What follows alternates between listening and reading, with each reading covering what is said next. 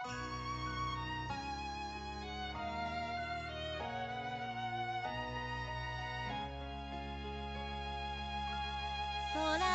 空へ高き空へ向かい咲きし花よ、時の動乱さえ踏み越えて咲けあでやかに。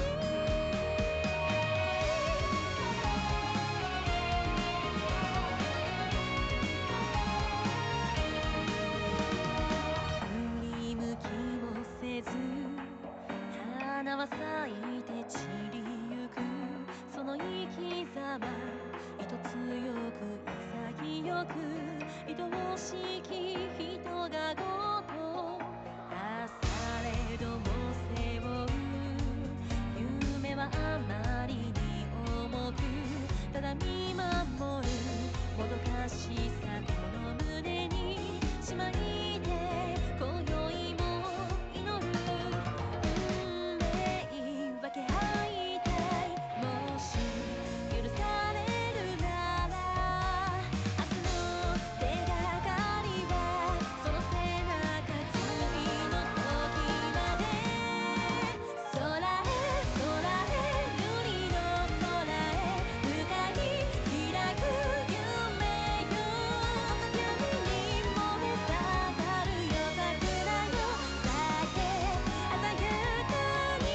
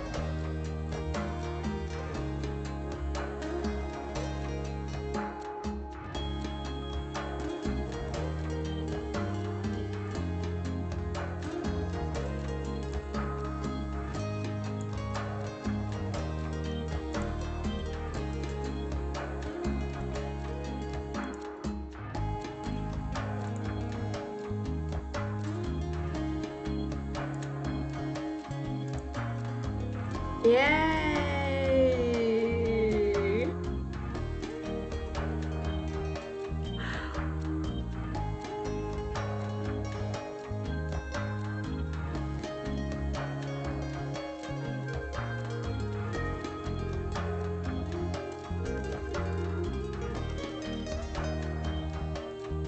Someone please praise me for actually figuring out how to capture this game. Like, it took me the whole night.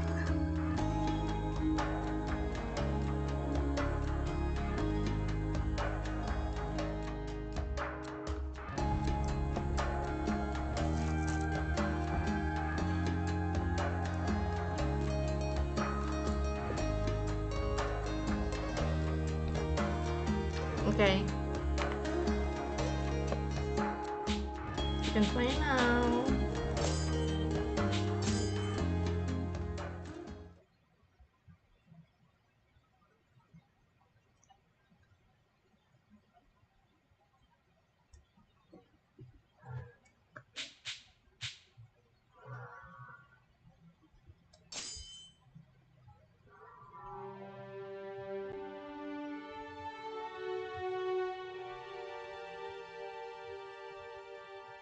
Oh. Yes.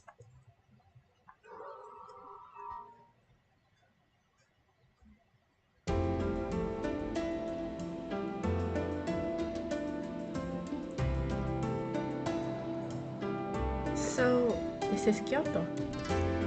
Kyoto win. Okay. Okay, it was awfully impressive, not denying it. Banyak banget bacaannya yang harus dibaca. Aku sudah menyiapkan minum.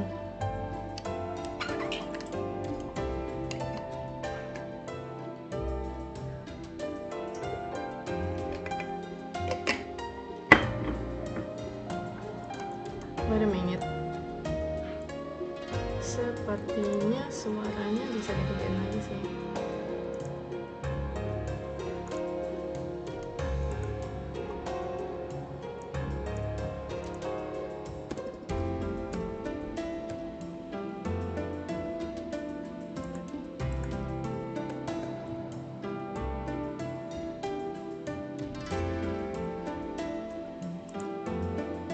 Oke, tes.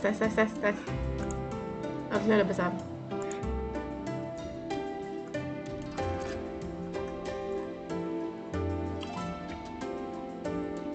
Even simple hellos between people passing in the street seem warm and friendly.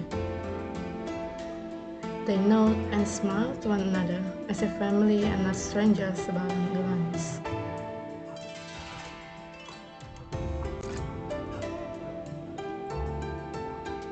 Still, there was something else as well.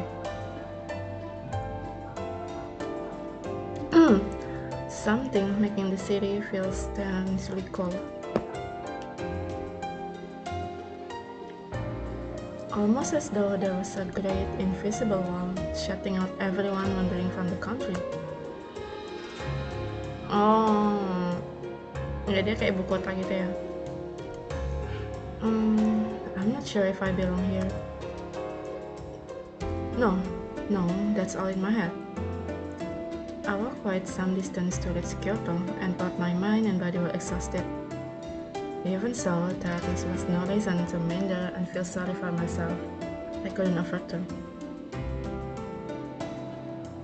Excuse me. I'm sorry, I seem to be a bit lost. Could you...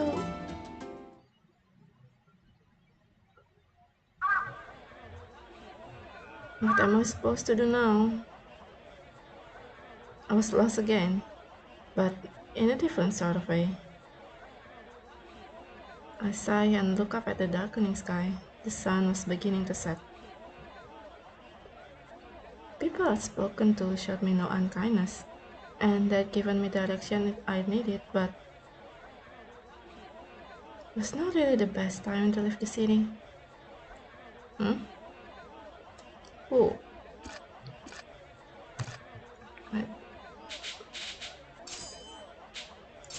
The BGM Sekarang ngerti kenapa kemarin aku BGM-nya kecil banget. Ternyata BGM ini kenceng ya.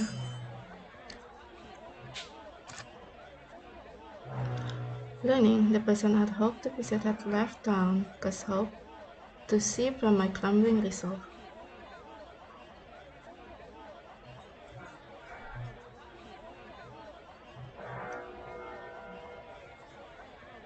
The only person beside father I could rely on the city I could rely in the city who I could rely on. Maksudnya gimana? Dr. Matsumoto. Dr. Matsumoto was a doctor serving the shogunate. Oh my god, itu suaranya kedengaran ternyata ya orang lagi ngegergaji. Aku akan tutup pintu sebentar.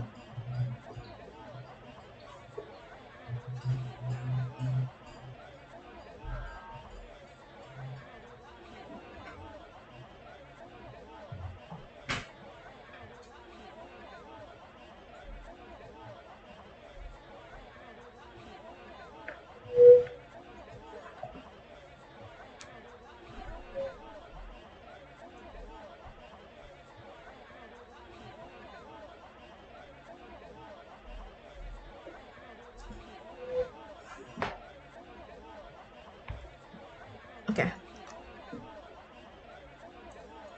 I had never met him myself, but my father put a great deal of trust in the man. He had told me that if I ran into any trouble in his absence, I was to contact Dr. Matsumoto. Unfortunately, Dr. Matsumoto was out on business and would not return for some time. Was I too hasty? Perhaps I should have waited. It is indeed rude to visit without warning, which is why I had sent a letter prior to my arrival. But it seems he had left before reading my letter.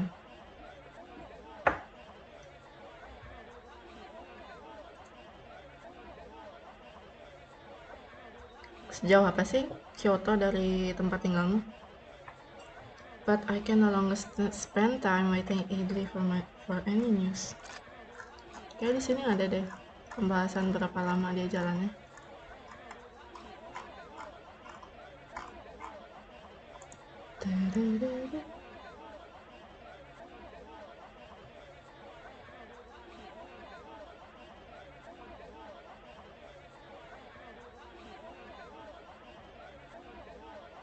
Enggak ada deng, dia cuma sometime doang.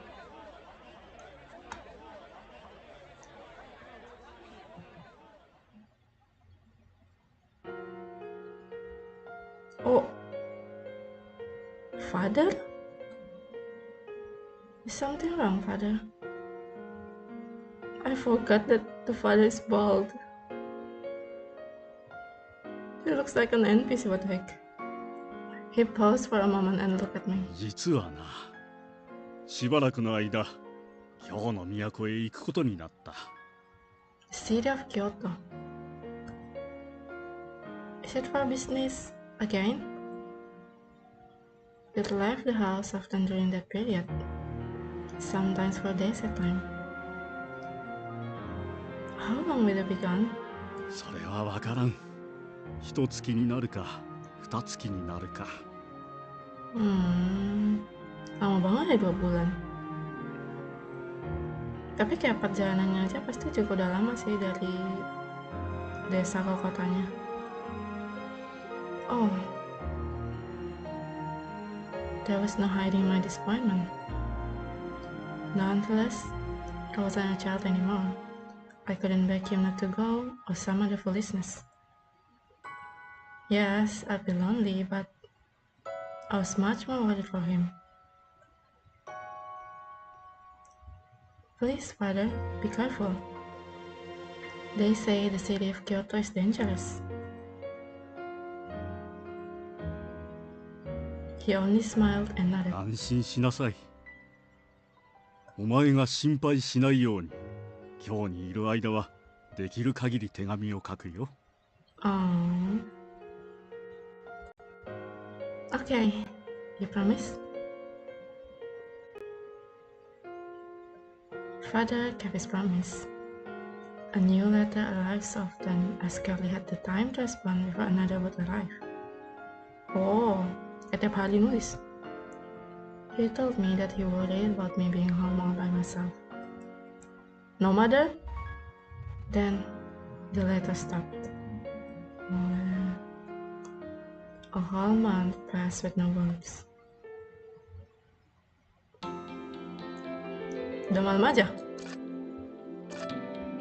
Father, they say Kyoto is full of Ronin. It is not a safe place. Foreshadowing ini. Udah malam, tiba-tiba dibilang banyak orang. Not safe.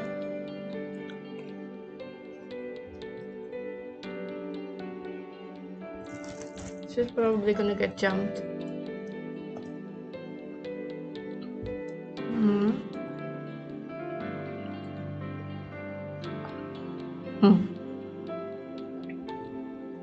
Ronin who report to no house often rob people in order to make ends meet.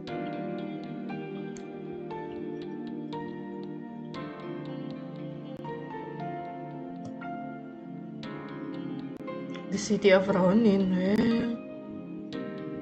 Oh, itu kayak ibu kotanya gitu ya. Small wonder then that I worried for my father.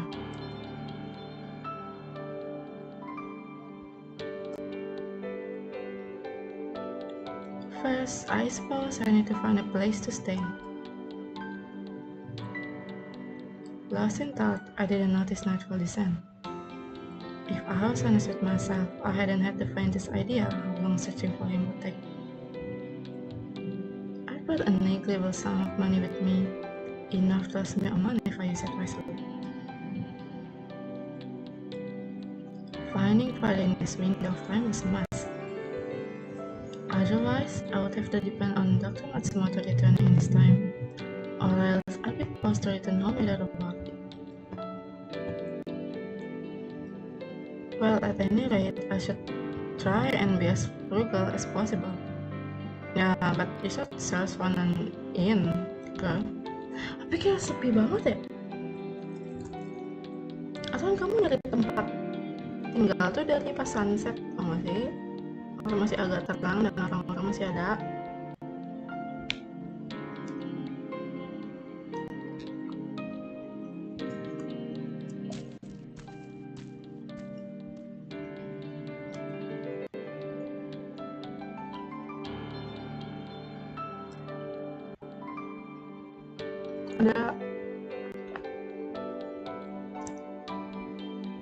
Fortunately for me, man's calling assisted with keeping a quicker pace than woman's. Kyoto presented many dangers to a young girl hoping to explore the city without direction. My disguise, as it was, proved successful, and I safely made it all the way to Kyoto.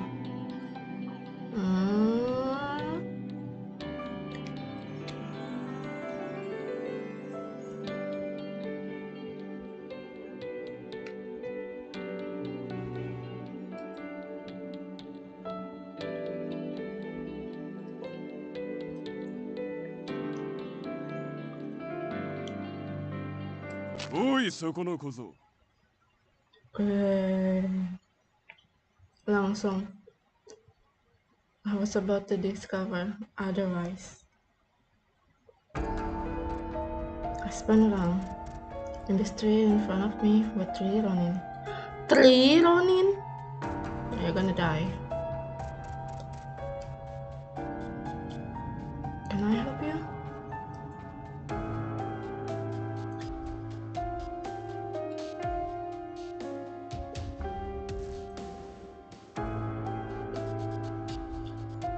My father encouraged me to take sword lessons. I kept with them and I did very well. Really? I was confident enough in defending myself.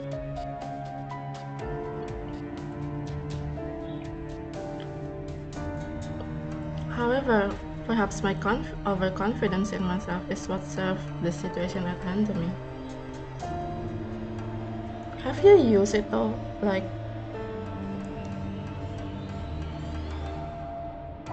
Unreal people, have you used it? Have you tried actually fighting other people? I'd mess up and let my guard down.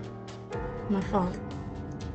There was a chance I could take them on, but there were 3 of them, and 1 of me. ガキのくせにいいもん持ってんじゃねえか。Mau dirampak ya. 小僧には過ぎたもんだろ。For a pup. よこせ。国のために俺たちが使ってやる。国のためにだって。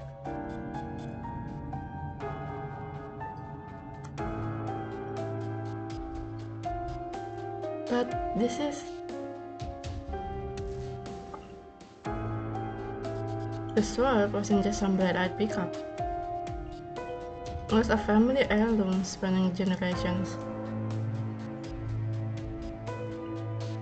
There was no way I could give it to the Ronin.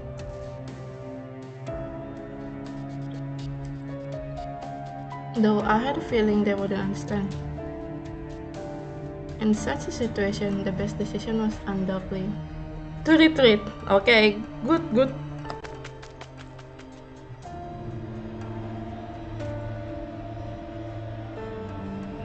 あ、おい、待ちやがれ小僧。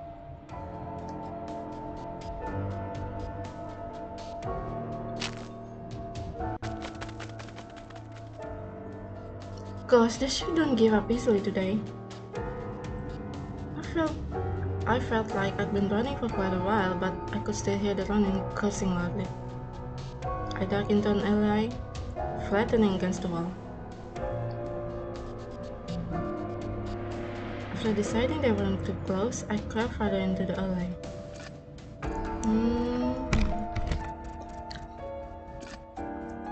Someone left a couple sheet of wood leaning against one of the house. A perfect hiding spot. What a luck, I thought, kneeling down under them. This is my way to escape this mess. Huh? BGM mati. I was listening to sounds intently. A suspicious calm entered my mind. The calm before the storm? It is too quiet. I expected to hear the Ronin yelling to each other looking for me, but seconds turned into minutes. I heard nothing. I was about to sneak out and have a look when... Oh, they're gone. They're gone. What? My plan to investigate was immediately halted. Remaining silent and hidden was more important. Still. Wait. Lebih baik kamu kabur selagi mereka ditusuk-tusuk. Pelan-pelan tapi. なんで死なねえんだよ。ダメだ、こいつら刀が効かねえ。 It was then that true fear began to set in. There was something dangerous out there. Something quite possibly lethal. My imagination conjured up the shadows of gruesome terrors.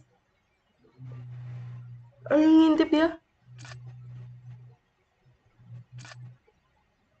Even so, I could feel an itch of curiosity. I wanted to know what was out there.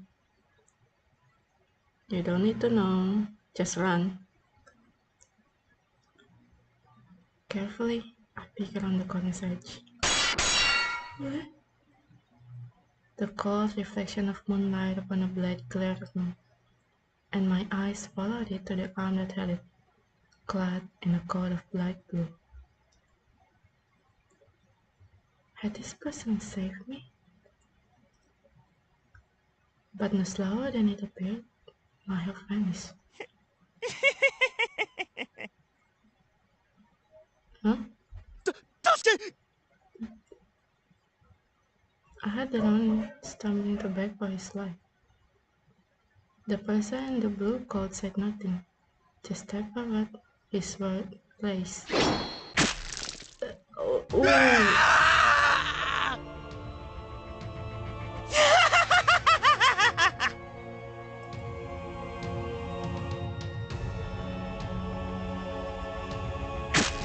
Oh.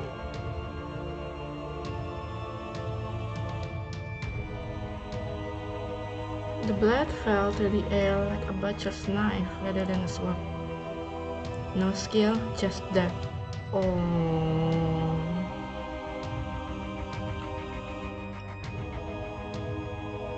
The scream turned red, cold, and disappeared like air leaving half-empty bellows.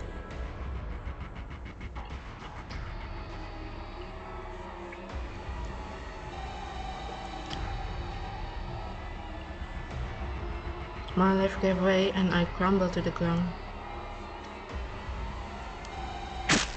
Oh my god, stop it!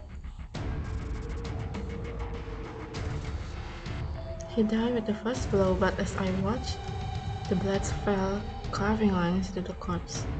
Carving lines? The soft slip of a blade through the flesh, the silent crew of blood across the ground. Heard nothing from them but madness. Their only desire was raw, animalistic violence. Whatever they were, it wasn't human. They were broken.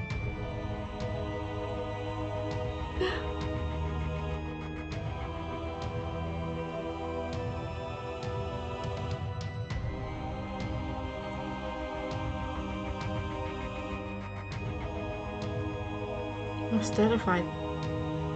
Diam aja situ. Ngumpet. What was I going to do? What could I do? We have to run, Mio. You have to run, not hide.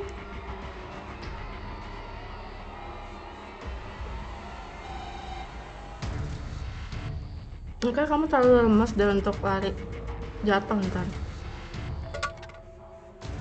Baru dibilang.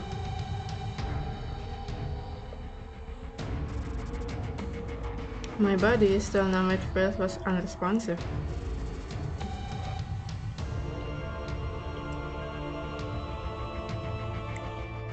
And with a rough clatter, it collapsed.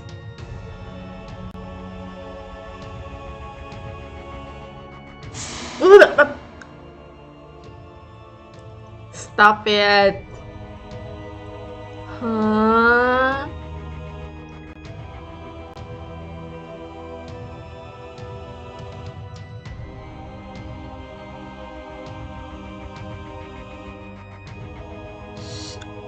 Oh. Hold up. Okay.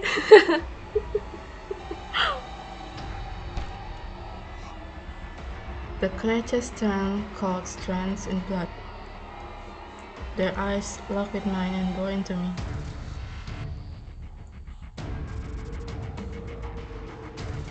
Hideous grins split their inhuman face, shaking with excitement at prey to slaughter. Mati sudah.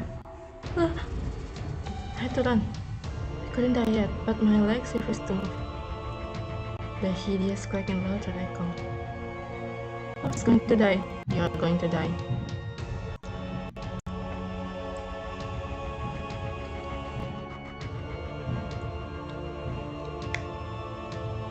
I'm gonna die. This is the end. Ending udah. You're gonna die. Oh.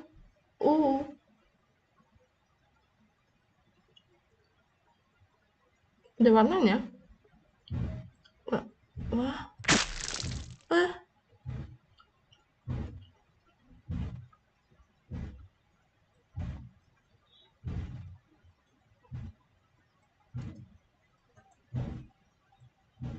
Woi. Dia kena dong.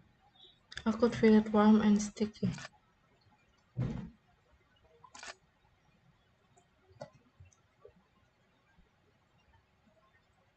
Bile began to rise in my throat, but before disgust took hold, I heard a voice.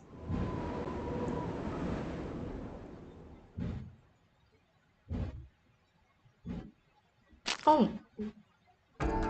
はあ、残念だな。the word suggested disappointment, but the voice sounded happy. 僕一人で始末しちゃうつもりだったのに、はじめくん、こんな時に限って仕事が早いよね。Hajime-kun?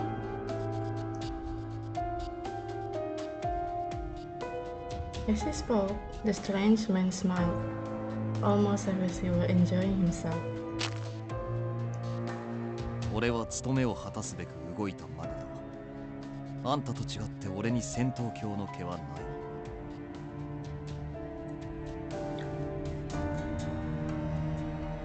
うわあ、ひどい言い草だな。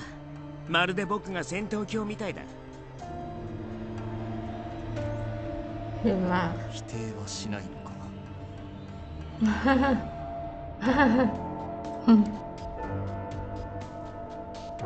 The man got side to side with the air of a long-suffering companion and looked at me. Oh no. でもさ、あいつらがこの子を殺しちゃうまで黙って見てれば、僕たちの手間も省けたんじゃないかな。I'm gonna get killed.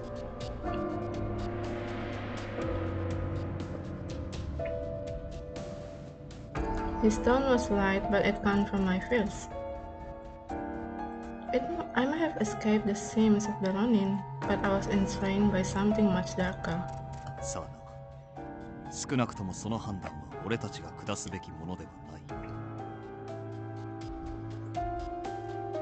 And this Hajime Saito, I don't think he cares.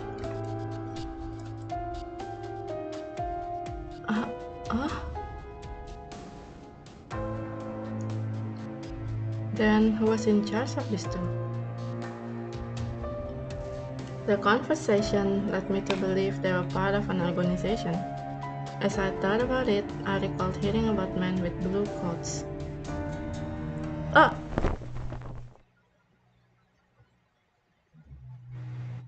My thoughts were interrupted by a dark shape sliding into view.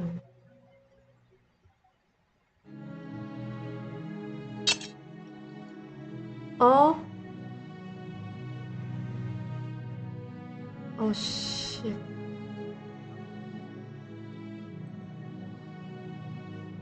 Oh.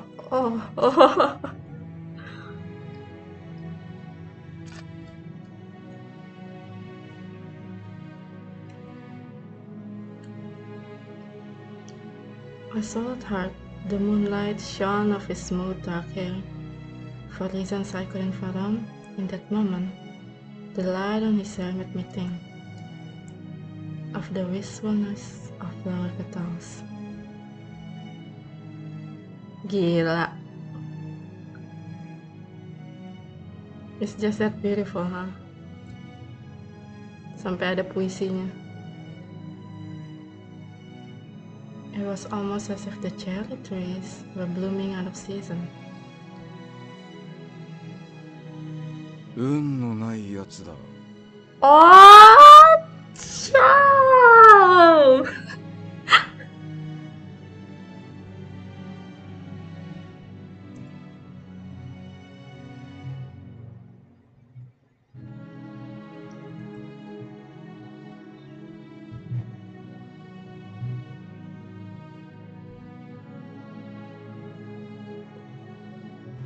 His voice was cold and quiet like a blade of ice. Blue-white moonlight lit his slender face and shone from the blade pointed at my chest. Pointed at my chest? Oh, he's gonna kill me.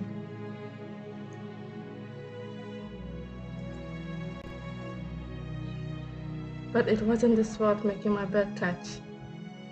It was his eyes. They were fierce and hard, but somewhere behind them, I could glimpse something else. This girl, she's about to die and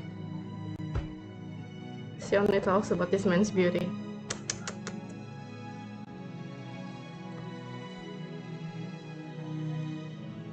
There could be no doubt that he was prepared to kill me, and yet he looked troubled. Not kindness, but perhaps mercy? いいか、逃げるなよ。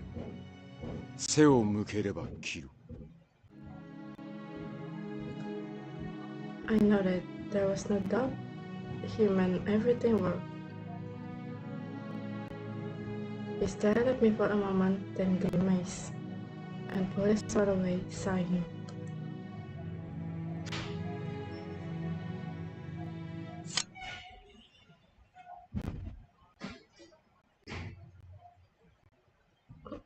What?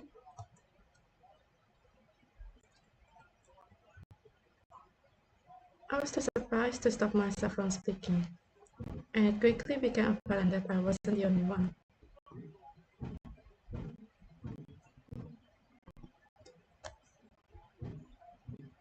Iいいんですか、土方さん。この子、さっきの見ちゃったんですよ。Hijikata-san. He spoke to the man he called Hijikata. His eyes narrowed. The man called Hijikata frowned back at him.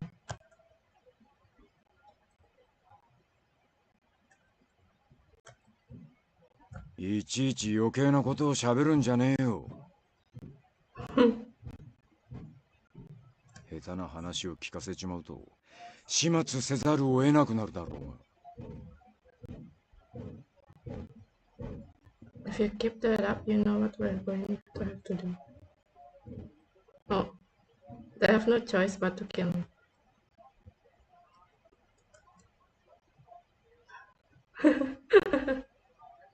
Okay, at least he knows.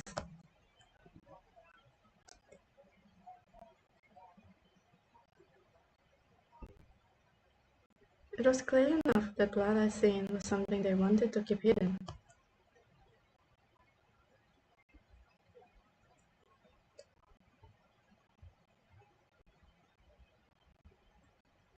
The more they said, the more I got it. And it was clear none of us wanted such a thing. この子を生かしておいても厄介なことにしかならないと思いますけどね。Oh no.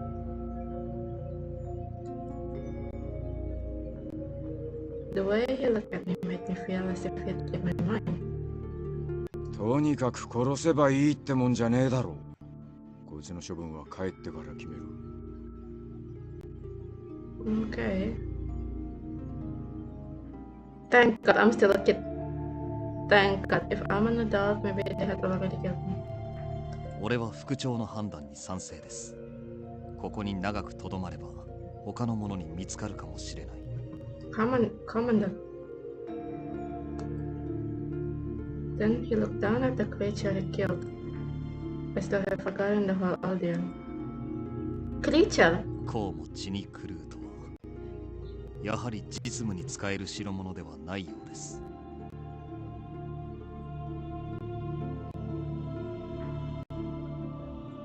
Practical? 頭の痛い話だ。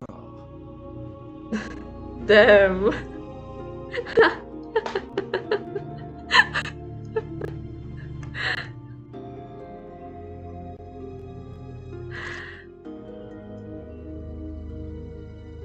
They don't seem like they'll be very practical. Damn.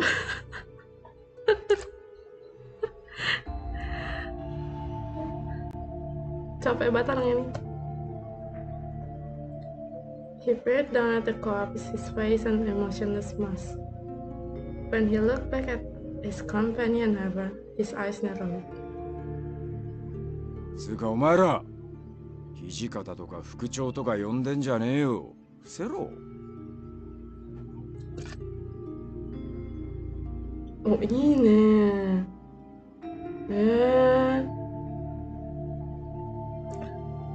Samurai selalu bawa dua ini kah? Dua pedang.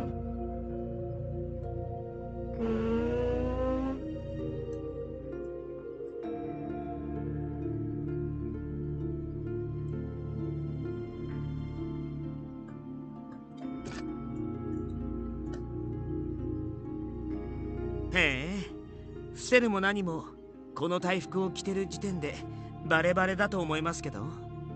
Ya juga sih. Kalau mau low profile ya nggak usah pakai seragam nggak sih? He was right.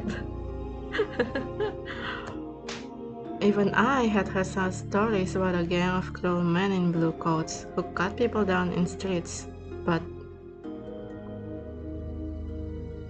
they cut people down in streets? I didn't know how to confront the dilemmas of pretending I didn't see any of these horrors.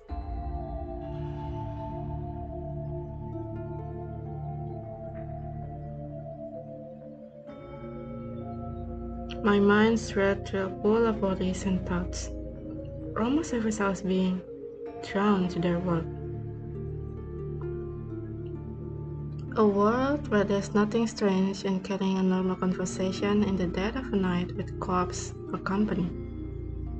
Aha. 死体の処理はいかように、肉体的な異常は特に現れていないようですが。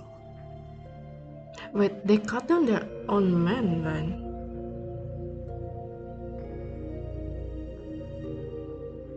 Okay, this is going to be bad news.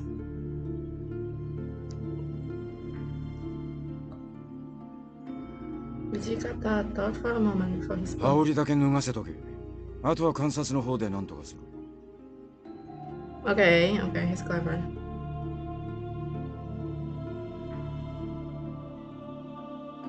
Kalau ketahuan mereka, kayak membunuh bagian dari mereka sendiri, let's not go into look on them. 承知しました。新選組の大使が切り殺されてるなんて、僕たちにとっても一大事ですしね。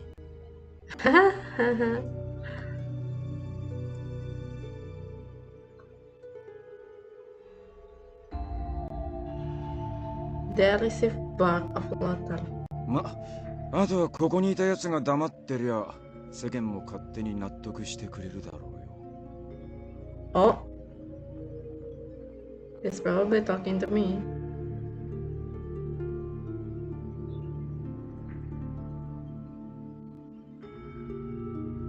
He looked directly at me, and I got a distinct feeling his words weren't for his companions.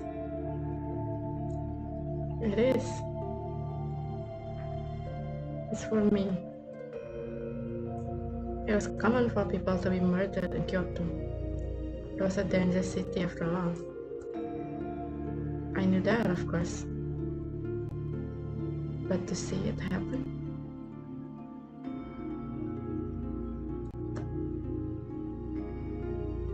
That was something else entirely.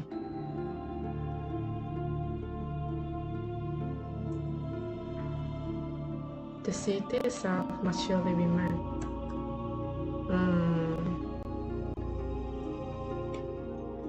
What?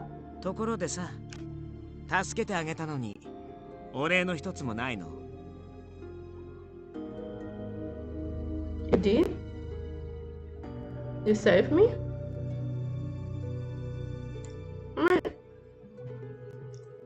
True.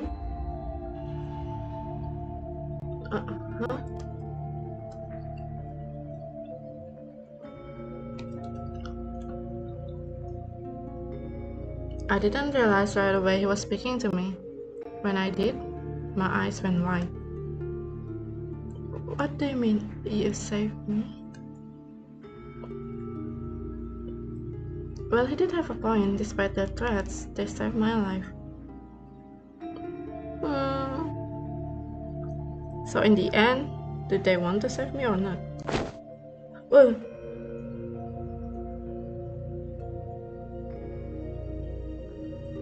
I stood up as steadily as I could manage, brushed some dirt off my clothes, and bowed. Thank you very much. I apologize for not thanking you earlier. There was so much going on, I was a little confused.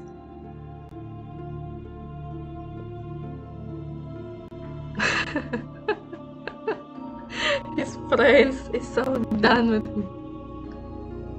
I glanced up at them tentatively.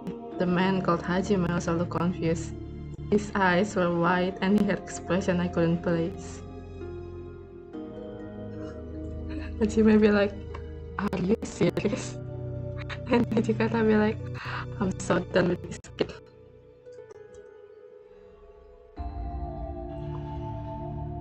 Hijikata looked as though he'd taken a bite of something sour. I sighed deeply before continuing. I know it seems weird to say that.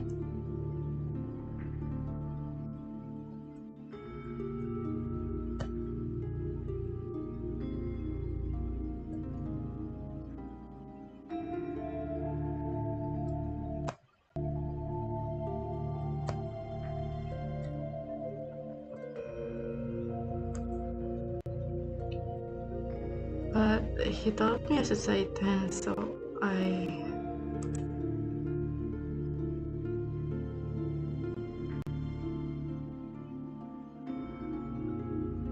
He's the only one enjoying this. I look up.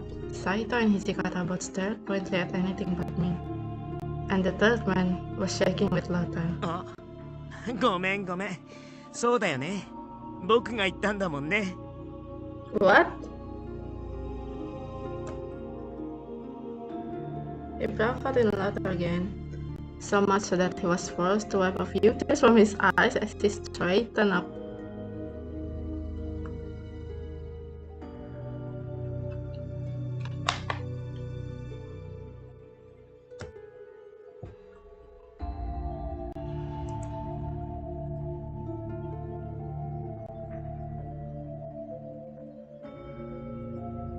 どういたしまして。僕は沖田総司と言います。礼儀正しい子は嫌いじゃないよ。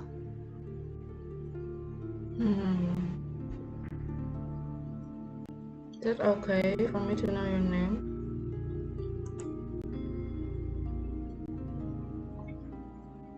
Thank you for helping me.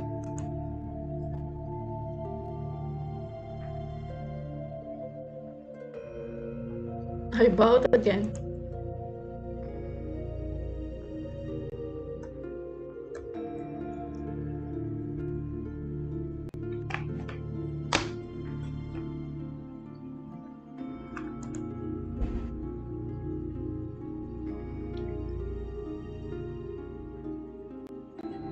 君を助けてくれたのが斉藤はじめくん。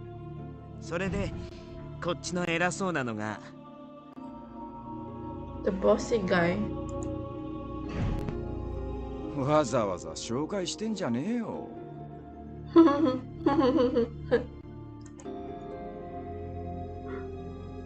副長、お気持ちはわかりますが、まず移動を。Whatever word was inspired was gone. The man called Saito now spoke with quiet urgency. The man named Okita grabbed hold of my words, smiled, and led us down the street. His cape was attached too tight to be friendly. His fingers like iron cable on my arm. There was the question about my situation. Yeah, you're getting kidnapped, girl.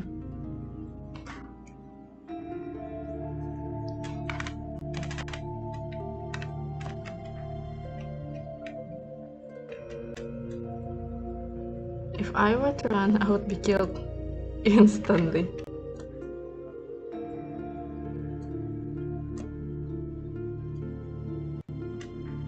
My life was in the hands of this strange man.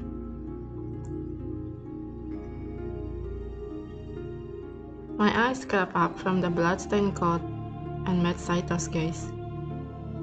己のために最悪を想定しておけ。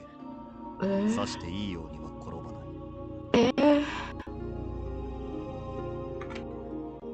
Okay. Cry.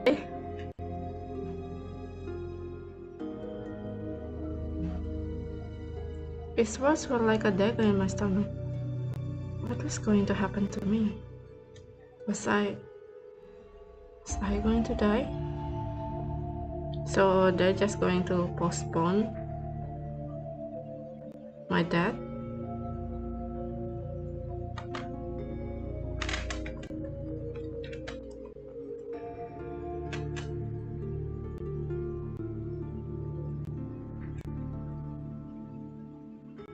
As we walk through the bleak Kyoto night, I felt horror crawls its way up my spine once again.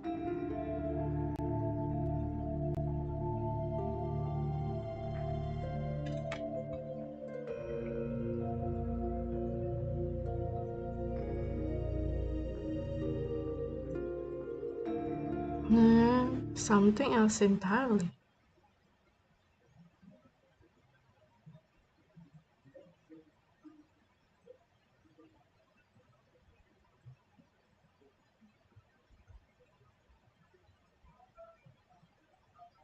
That I had done such a thing terrified me in an altogether different way.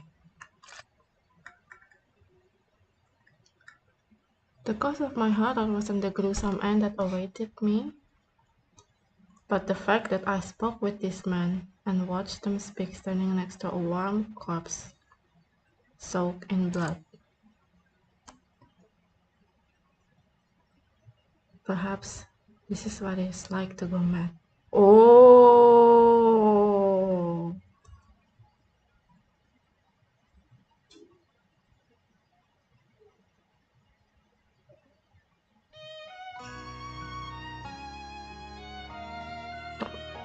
opening.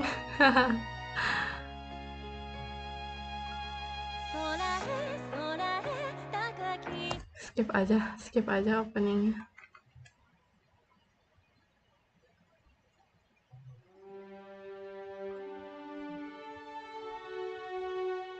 Januari, itu Desember, sebulan kemudian.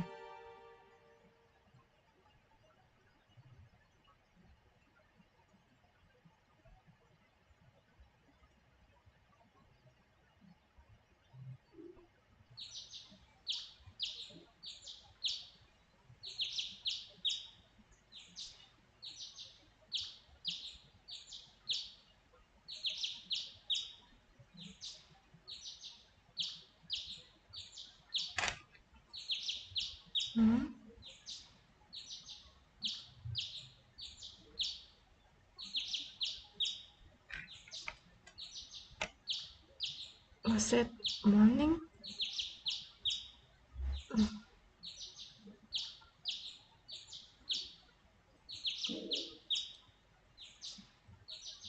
Wah, jangan bilang itu semua itu terjadi di malam tahun baru.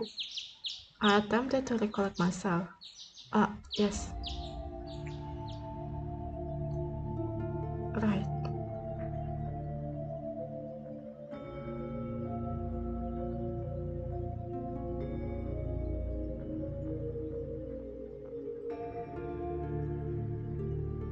This isn't my room.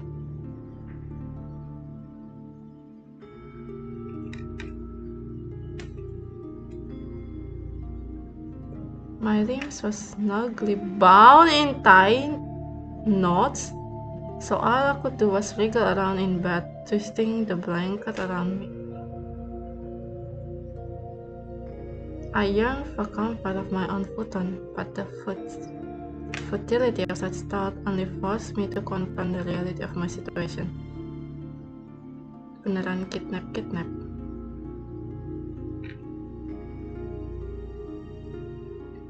If only I could wake from this strange nightmare.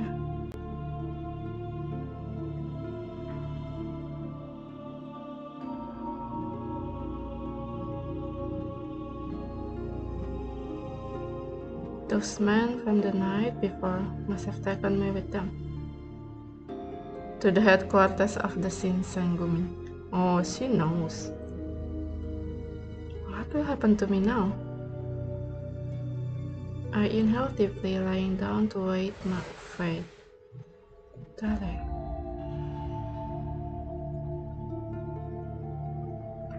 It was at the moment that the door slid open. A kind-looking man stepped through. 目が覚めたかい？ Kind-looking す man. まんな、こんな扱いで。今縄を緩めるから少し待ってくれ。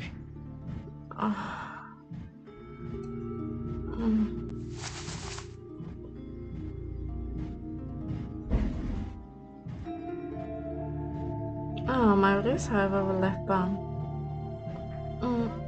And you are? ああ、そうか。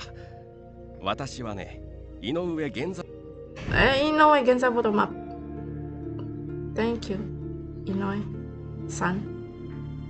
さて、ちょっと来てくれるかい？ Well, 今朝から幹部連中であんたについて話し合っているんだが、ゆうべあんたが何を見たのか確かめておきたいってことになってね。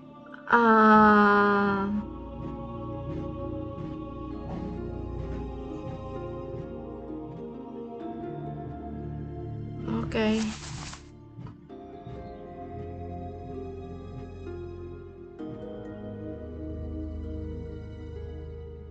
Inoue treated me with something like courtesy, but it was clear that I was in a lesser position.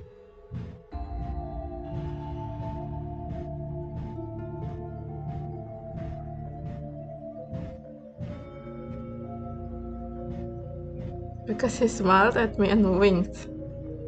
心配しなくても大丈夫さ。なりは怖いが気のいい者たちばかりだよ。I don't think they all are gentlemen. Oh. Even at home, I had rumors of the vicious Shinsengumi that were unflattering. It was hard to imagine that the people in charge of such an organization were gentlemen. 一番年の若い東堂君は君よりちょっと年上くらいだよ。He's a kid then. それに長倉君と原田君という賑やかな二人組もいるから大丈夫。Despite Inoue's reassurance, it was difficult for me to trust what I was hearing as accurate.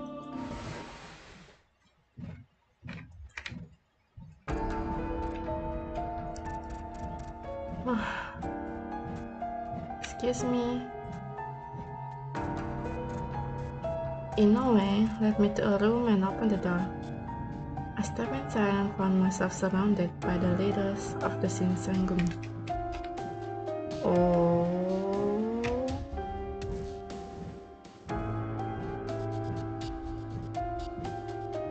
Their eyes stuck into me like a sharp knives.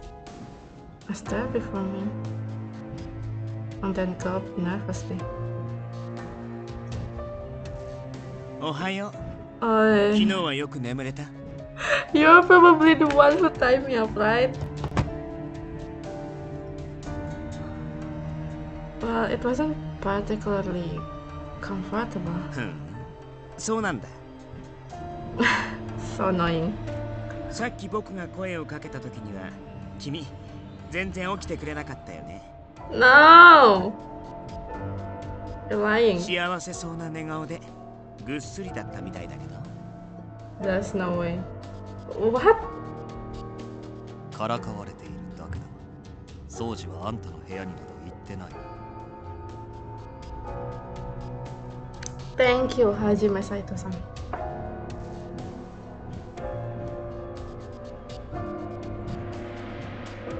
Quiet silent, I stared at Okita.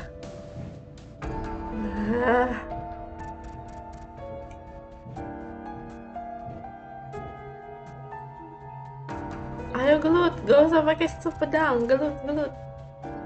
Jambak. With his glances spread along his face, he glanced over to Saito. もう少しこの子の反応を見たかったんだけどな。はじめくんもひどいよね。勝手にバラすなんてさ。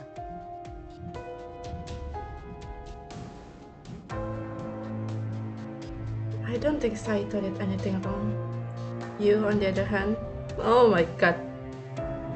Are you okay? Are you sure it's okay to provoke him? おいてめえら、無駄口ばっか叩いてんじゃねえ。 Sorry sir, I'm still a kid. Hijikata's voice broke no further insubordination. Okita shrugged and fell silent, but the smile lingered through his bright eyes. でさ、土方さん、そいつが目撃者？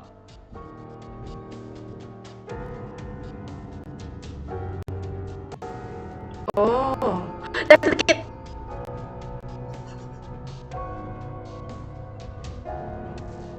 The man who spoke was, well, he looked more like a boy than a man. You're still a girl too. You're not a woman.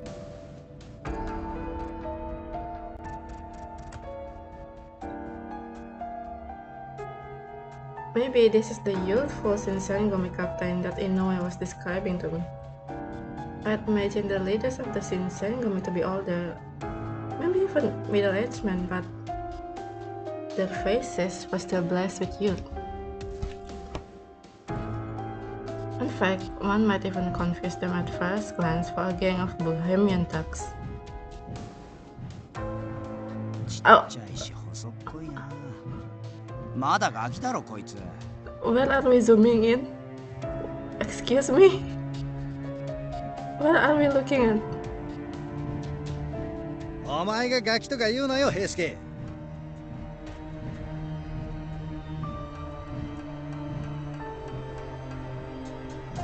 だな。世間様から見りゃ、平介もこいつも似たようなもんだろうよ。To anybody, I bet you two look like a sad pair of scrawny little brats. Oh my god. ガキ扱いしていいのは、俺みたいな立派な大人になってからだぜ。立派な大人って。まあ、新八が言っても説得力も何もねえがな。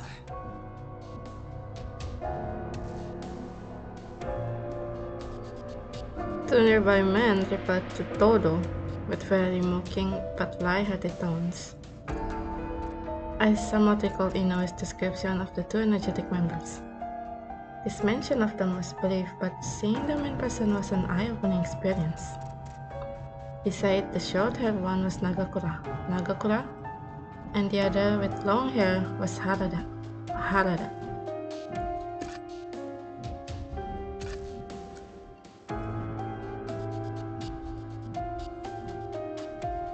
うるさいな。おじさん二人は黙ってなよ。おじさん。ふざけんなよ、このお坊ちゃまが。俺らにそんな口聞いていいと思ってんのか？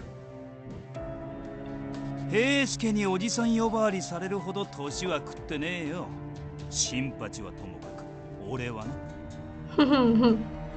てめえ、裏切るのか、佐野。へへ、新八さん図星されて怒るって大人げねえよな。Habis ini Hiji kata mata lagi, anjir besok bakal lihat. The back and forth effort seemed developed into a rhythm from years of friendship, which predated my arrival and made me fall in here. Okay. This kind of thing, it feels awful. I sense something apart from curiosity towards me, though like a feeling of animosity.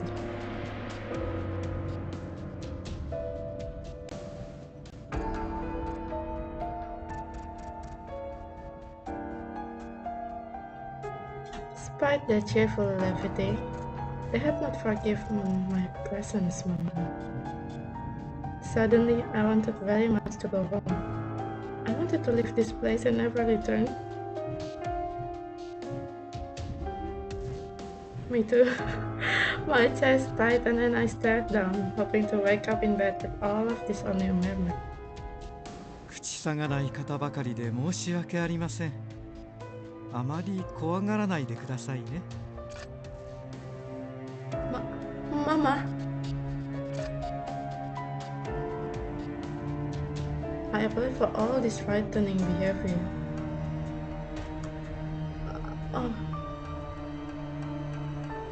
His voice was calm and warm, and I felt myself relax, even if only a little bit.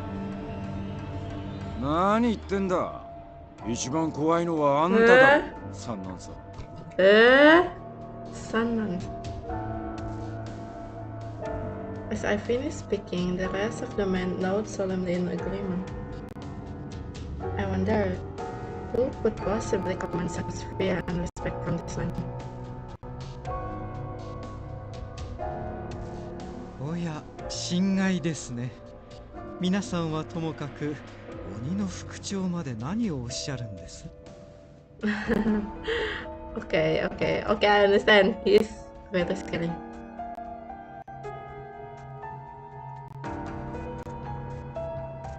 私はいつだって新選組の規範を第一に考えているだけですよ。その規範ご法度を決めたのは土方君、君じゃなかったですか？ What do you mean? Excuse me? その規範ご法度を決めたのは土方君、君じゃなかったですか？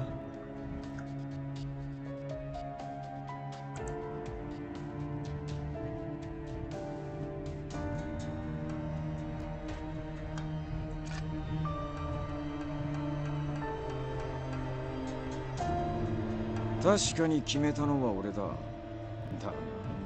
今はそんなことを言ってる時じゃねえだろう。 Oh, I understand, understand.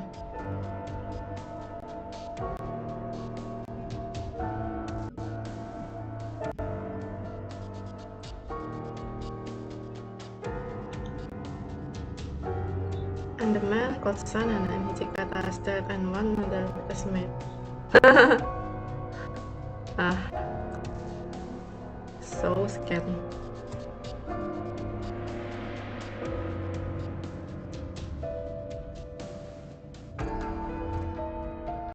星と三男君は相変わらず仲が良いな。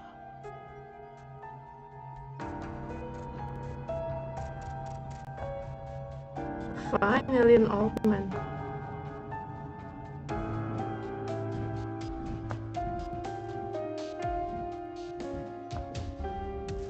Ichikana and Sanan sounded distant when they spoke to one another, not exactly friendly. Still, the man who spoke had certainly sounded as though he thought they were friends. Hmm.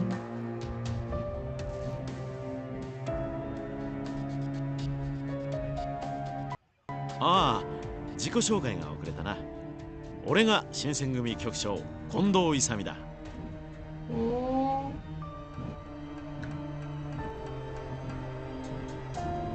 近藤勇。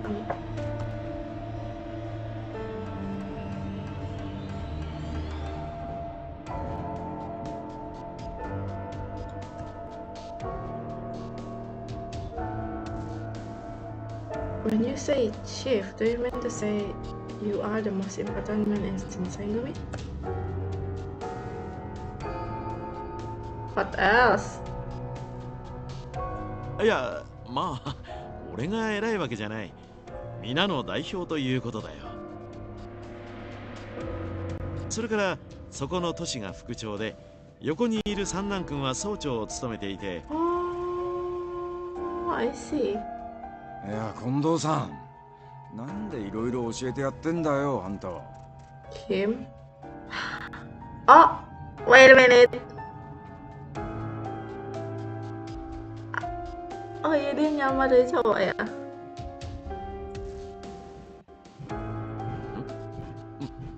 まずいのか？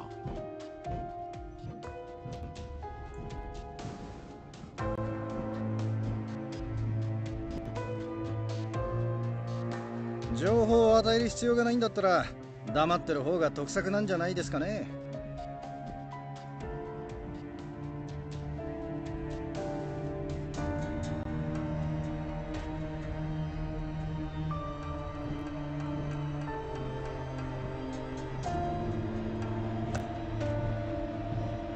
Keep your mouth shut. Well, sure.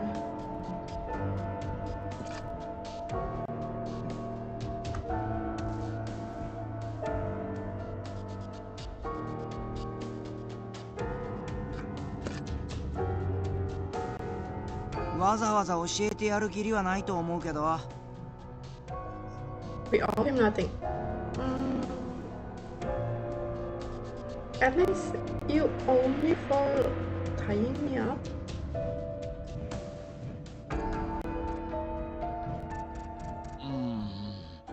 確かにそうなんだが、紹介しないことには話が進まんだろう。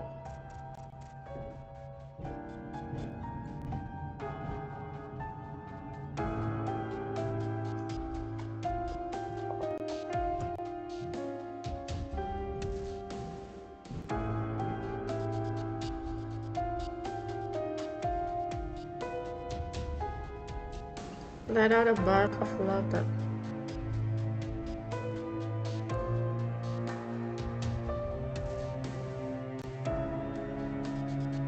ま、ここまで来たら知られて困ることもねえけ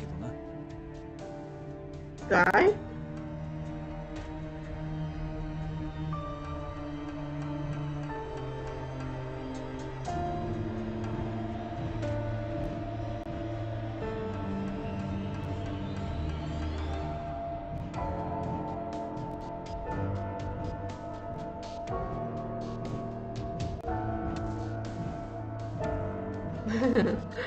Despite knowing him for 5 minutes, it's easy to see that his words sounded well with this man. He had sort of charm that simply drew you in, a man who was impossible to hate. さて、本題に入ろう。まずは改めて昨晩の話を聞かせてくれるか。 Okay. はい。昨晩京の都を夜間巡察中に不老の老師と遭遇。相手が刀を抜いたため切り合いとなりました。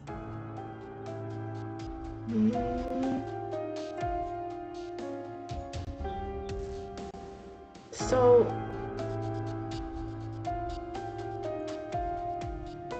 they called them Ronin.「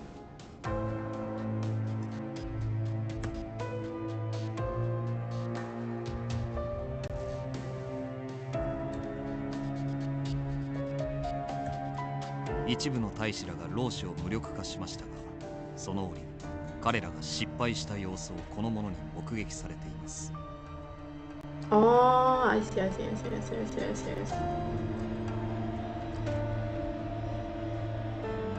So they're not gonna say anything about what happened with them going mad.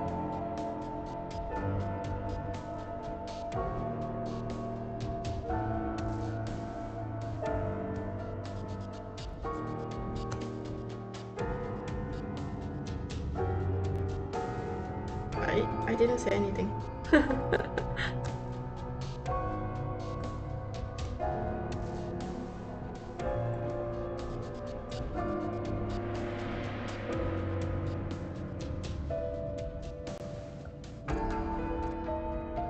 I told him an expressionless and the smile on Okita's face didn't change.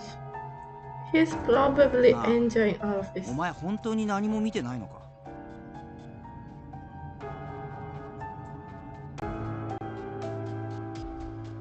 Yes, I didn't say anything. 見てないんならいいんだけどさ。あれ、掃除の話じゃお前が大使どもを助けてくれたって話だったが。Help out? No, that's not true. I glanced over at Okita, but his smile remained. Whatever he was thinking was a mystery to me. I was running away from the Ronin. Then some people with Shinsengumi uniform appeared. Really, they should have rescued me. つまり、大使どもが老子を切り殺してる場面はしっかり見たってわけだ。I didn't see that. I only see the corpse after maybe they sliced it up, but I don't know what happened. They just fell down, I think. Well, I couldn't exactly deny that. However, I knew that choosing to stay silent would implicate me deeper than lying would. つまり最初から最後まで一部始終を見てたってことか。お前、根が素直なんだろうな。それ自体は悪いことじゃないんだろうが。But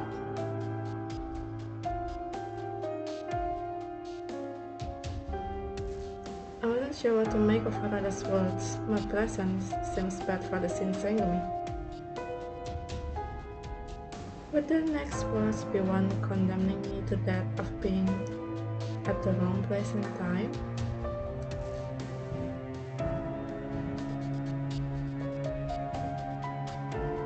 But I didn't know how to try. I won't tell anyone. I promise. 偶然老子に絡まれていたという君が私たちに敵対するものとまでは言いませんが。Oh, he's charging me. This dumb menilai.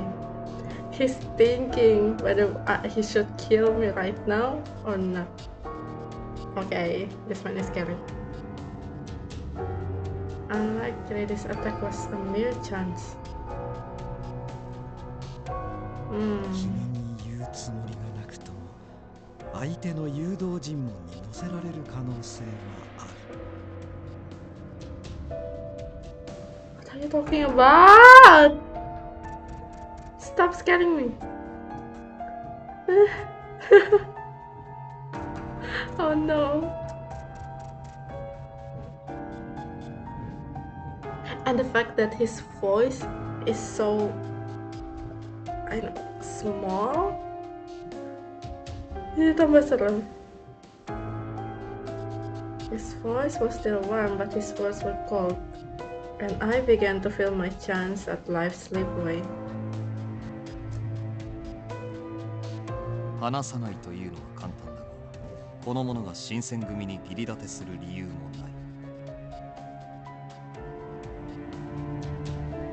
い。約束を破らない保証なんてないですし、やっぱり解放するのは難しいですよね。If you're just going to kill me, then why not kill me last night? ほら、殺しちゃいましょうよ。口封じするならそれが一番じゃないですか。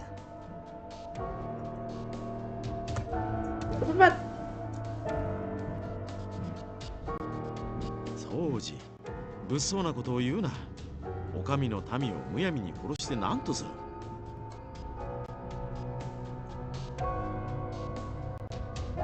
そんな顔しないでくださいよ。今のはただの冗談ですから。あんたは冗談に聞こえる冗談を言え。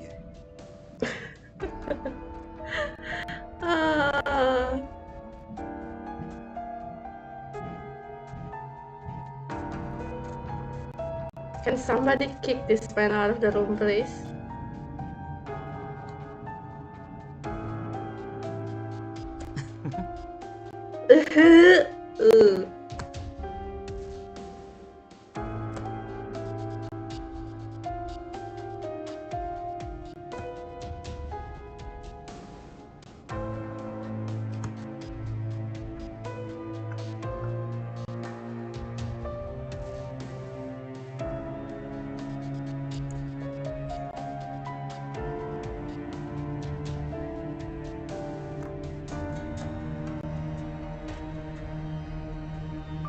After being rebuked by Saito, Kita gave a playful smile. しかし、 Save me! まだ Inoue-san. こんな子供だろう。 Yeah, I'm just a child.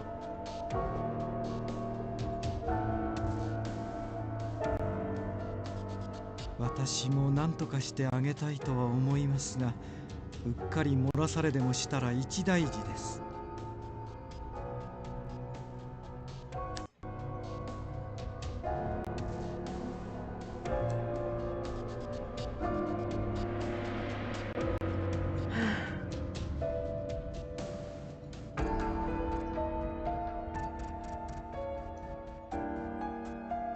さて、私は副長のご意見を伺いたいのですが、いかがですか、土方副長。No, Hijikata is a very reasonable man. He's not going to kill me, I know.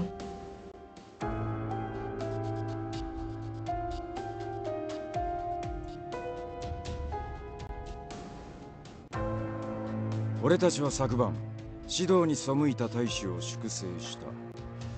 こいつはその現場に居合わせた。Oh.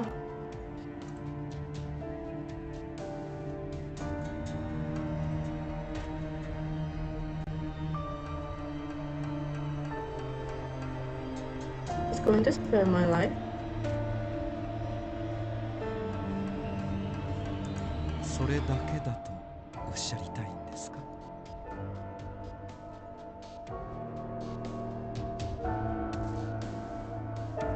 ？Oh, son, and he wants to kill me.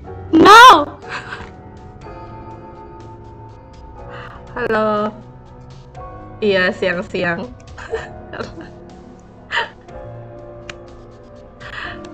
Kan libur.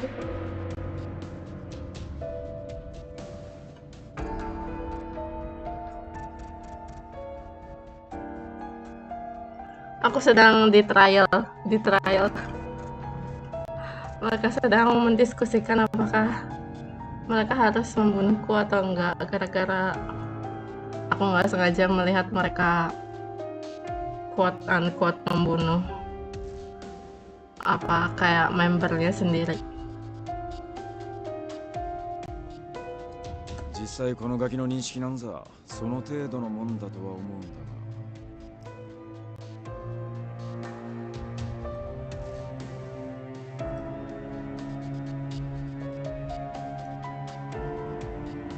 Yes, I don't understand anything. I saw it, but I don't understand. I won't be able to explain it to anyone, so please don't kill me.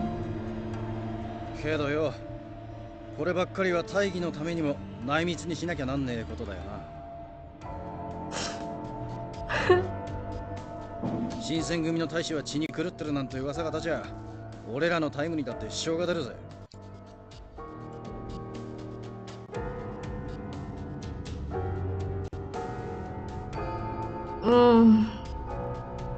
I think you should shut up. Nagakura.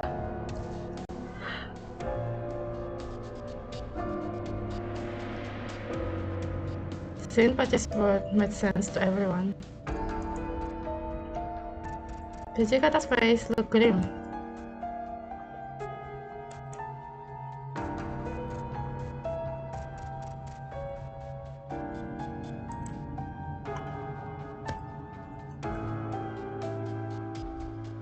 おい、言葉を慎め。俺は指導に背いた大使を粛清したと言ったはずだぞ。Ya kayak bloodthirsty itu kayak I think that's a bad choice of words.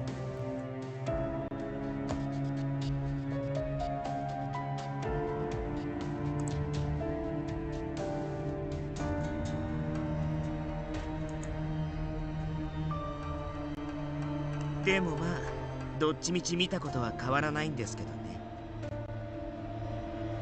Shut up kita.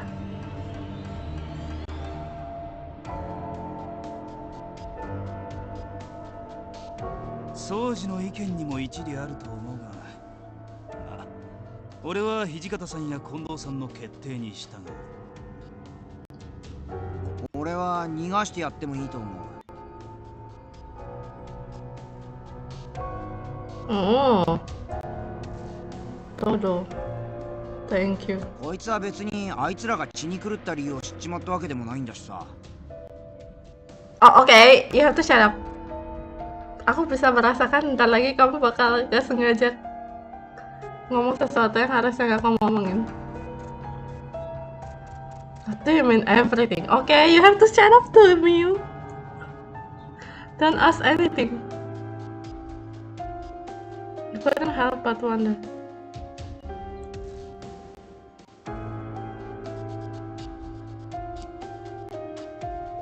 I couldn't help but wonder aloud, and the mood in the room shifted to an icy silence.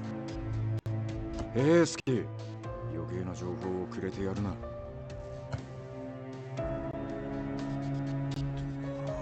悪い。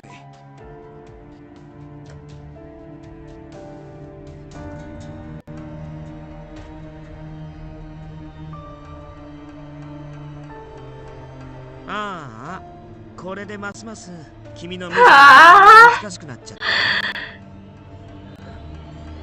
た。I'm gonna die. Whimper.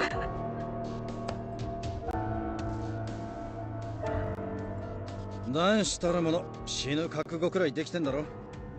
お前も諦めて腹くくっちまいな。but I'm not a man. I'm a woman. And I'm still just a kid. I'm a girl. A man? Oh, that's right. They still believe me to be a boy. But everything else that had happened, I completely forgotten how I was dressed. 確かに潔く死ぬのも男の道だな。俺も若い頃は切腹したし。Okay, tell them, you're a girl, tell them.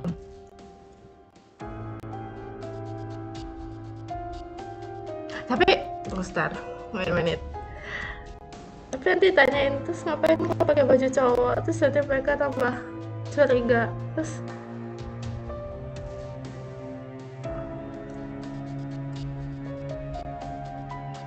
I'm confused. The jokes were barbaric, but they both broke into raucous laughter. 副長、結論も出ないことですし、一旦このものを部屋に戻してはどうでしょうか。Right. Thank you, Saito.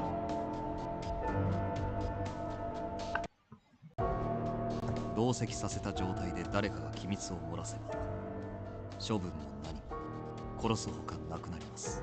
Thank you. Finally.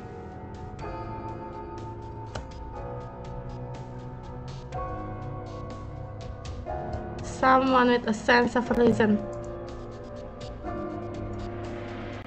He was right. If I remain with them, then I could easily hear something I wasn't supposed to. I didn't think he'd mention it for my sake, but rather as a possible concern for the group. I was still relieved when he brought it up. そういうことにするか。ちょっと調べたいこともあるし。私もその判断には賛成しますよ。ここには迂闊な方も多いですしね。Mama, please don't get mad. 三男さん、わざわざこっち見て言うとかきついよ。仕方ねえよ。迂闊なのは俺らの担当だろ。主に平助とかな。そんな責めるなよ。俺だって悪気はなかったんだからさ。I could hear Todo's voice rise as everyone turned to look at him. He looked at them for a bit, then turned to me and mumbled in a voice I could barely hear. あのさ、悪かったな。Okay, I forgive you. I was still apprehensive about what they might do to me, so I couldn't quite respond to him well. But he seemed to understand, and I clearly managed to note. It was the most I could manage. それじゃあ斉藤、こいつを頼む。承知しました。行くぞ。All right.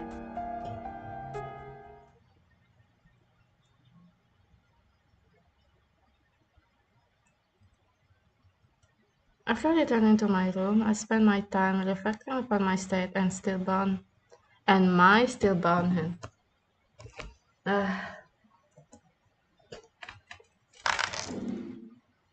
The rumors spoke of the Shinsengumi as vicious men, but they seemed more intimate, human to me.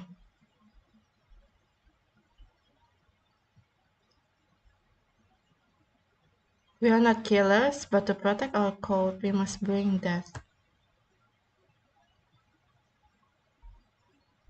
Remaining here is only bringing me closer to the possibility of them killing me. I don't know if I can convince them to spare me. Just as I have no loyalty to them, they have no loyalty to me. Only the Shinsengumi. But then, they mention a man must always be ready to face death, so they are still mistaking me for a man? Could I possibly risk exposing my true identity in exchange for mercy on my life? I don't think so.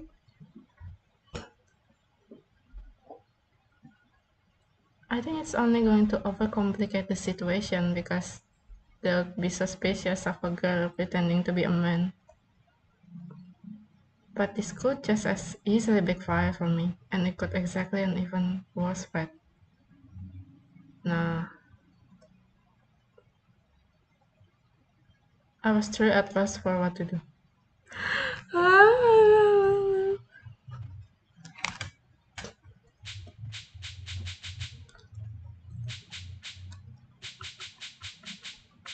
Find a way to escape, they kill me. Attempt to explain my situation, they become suspicious and then kill me. I'm gonna die either way.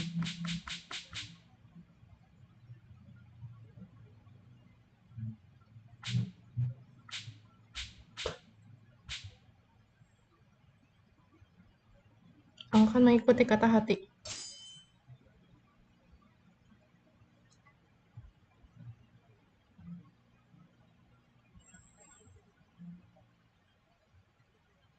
There was nothing for it. I had to try and escape. Okay? Go girl, you can do it. Meaning, I needed to get moving immediately. Staying in this room did nothing to help me. Fortunately, they hadn't bothered to tie me up completely again. Only my hands were bound. Kau kan punya pedang. Buat pedangnya di mana? That would slow me down, certainly, but so long as I could move my legs, I stood a chance. Alright, now the exit is...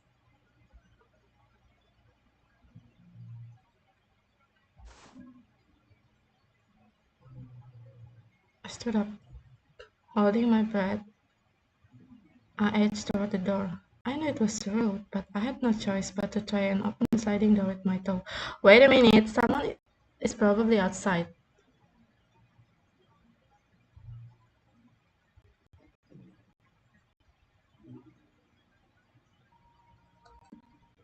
But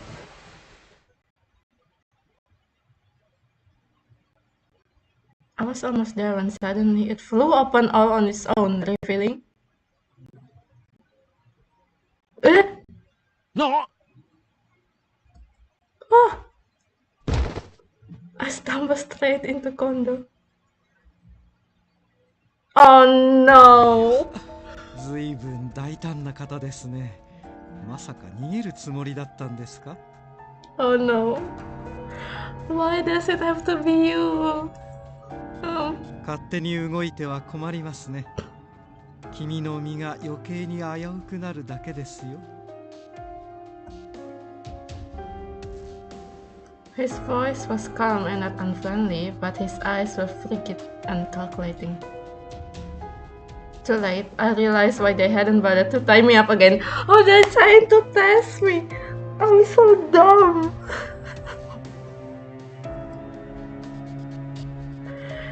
They've been watching me. 逃げれば切る。俺は確かにそう言ったはずだ。残念だけど殺しちゃうしかないかな。約束を破る子の言葉なんて信用できないからね。Shit. He didn't look very sorry. I stared where I was. Ran for it? Oh shit, I don't know.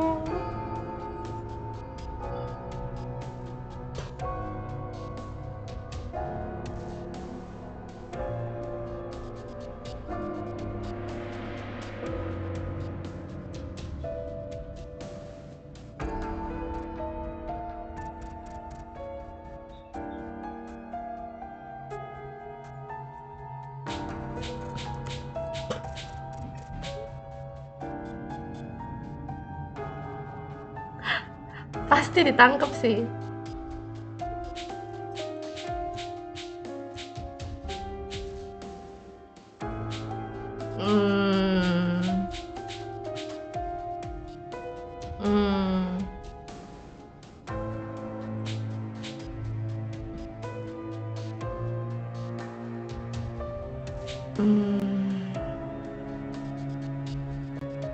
You know what? Go for it. I had no choice but to run. If I was going to die anyway, then I had nothing to lose by trying to escape. Right. Harus berusaha sampai detik terakhir. Stepping around a stone condo, I took off down the hallway. お前な、本気で逃げ出せるとでも思ったのか。Semudah itukah kamu tertangkap? He snatched me from the floor in one smooth motion with a cat-like grace. It's done, I'm gonna die. Let me go. 話したら逃げるんだろうが、このアホ。Then don't try to kill me. But I don't want to die. And there was something I have to do. 年派もいかねえ小娘が下手な断層までして何を果たそうってんだ。Oh, you know?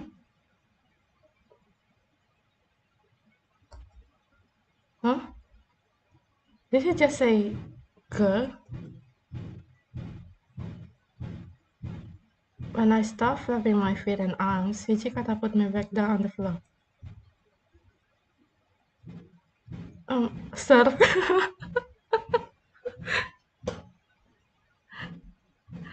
Langsung, sir. I looked up at Hijikata and he did not seem happy at all. Did you just say girl? I was scared. There was no denying it. Sanan looked at us and nodded. なるほど。やはり女性だったんですか。Pasti mereka udah tahu dari awal. どう見ても女の子だよね。君は綺麗に化けたつもりかもしれないけど。Wait, so all of you knew from the start? Was my disguise that unnatural? I wasn't quite sure what to think. この近藤勇、一生の不覚。まさか君が女子だったとは。Okay, at least someone got fooled. Well, perhaps they hadn't all known. I confess his reaction put me more at ease. 命を懸けられる理由があるんだ。ごまかさずに全部。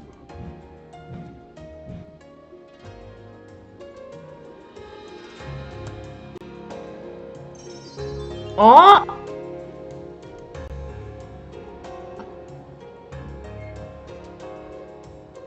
I looked back at him and nodded.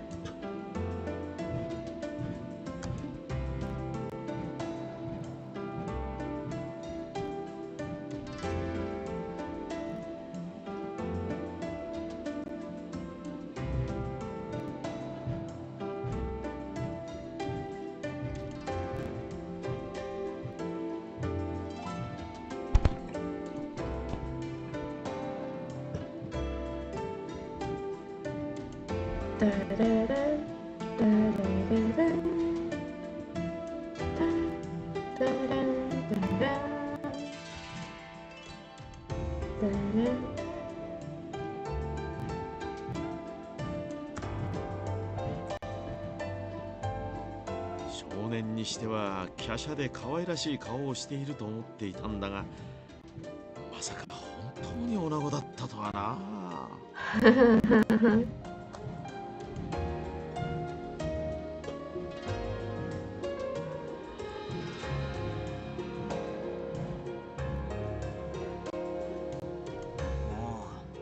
女だって聞いてから見ると女にしか見えなくなってくるんだよな。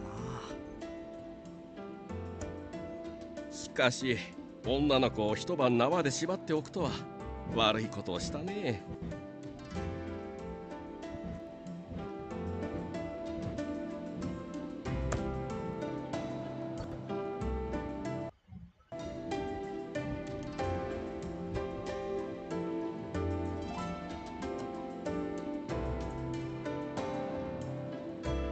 でもよ、女だって言うが別に証拠はないんだろ。 Are you serious?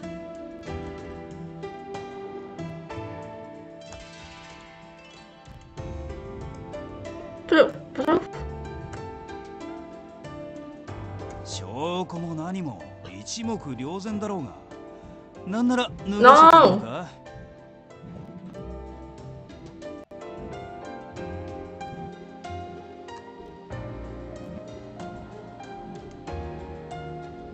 許さん許さんぞ。衆目の中、女子に肌をさらさせるなど言語道断。Thank you, Kondo-san. What is this man talking about?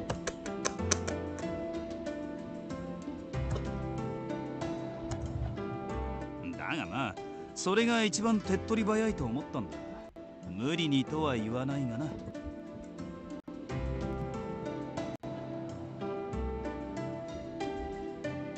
でもよ、本当に女だって言うなら殺しちまうのも忍びねえよな。お？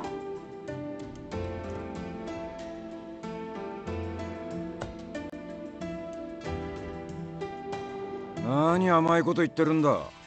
男だろうが女だろうが性別の違いは生かす理由にならねえだろう。ああ。もっともです。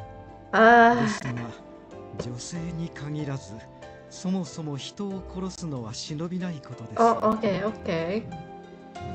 Okay. Are you sure you're the one saying this? 今日の治安を守るために組織された私たちが無益な殺生をするわけにはいきません。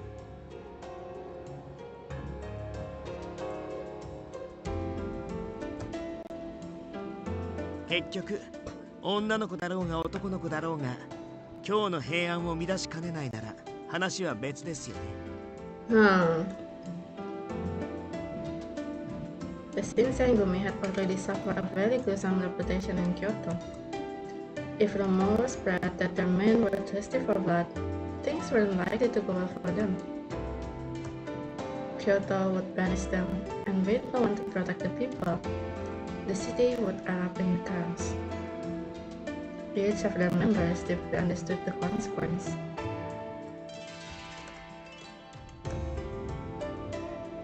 悪いが、お前の荷物を改めさせてもらったぞ。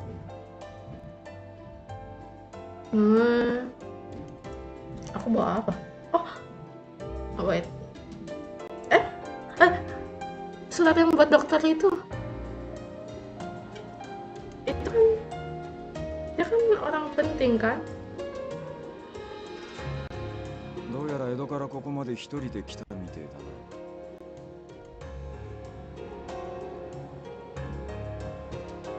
荷物はわずかな着替えと一月分の小銭、それと数通の手紙とこの小立。手紙には幕府御殿医の松本良順の名前が。いやitu おそらくそこに尋ねたんだろう。お前の目的は何だ？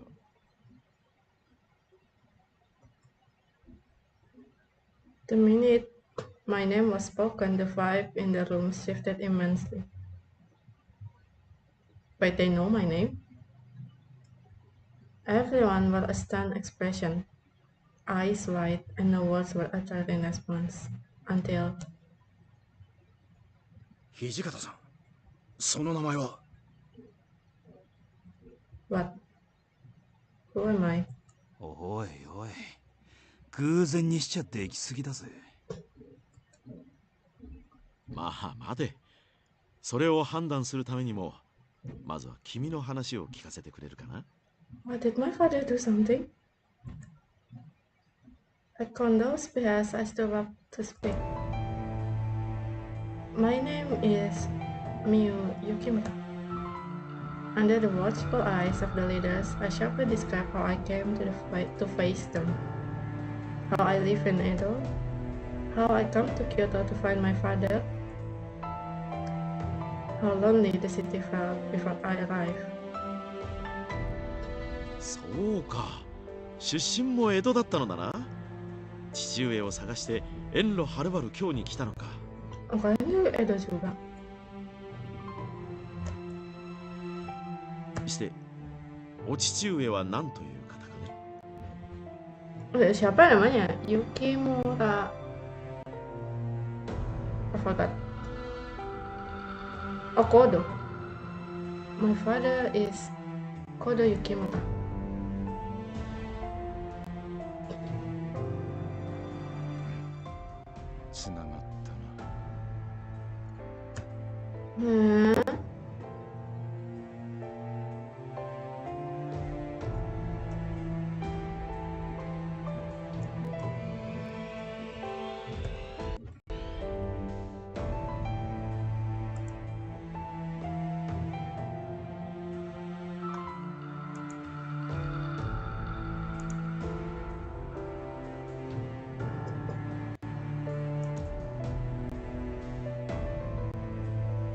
What are you talking about?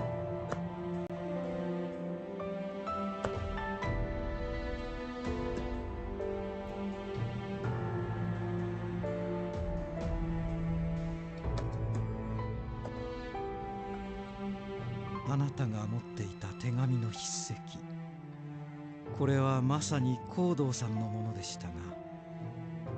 They know my father.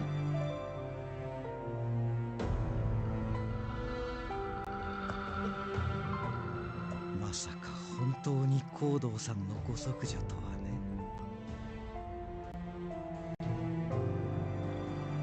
Like, bapakku nggak kenal banget. You know my father?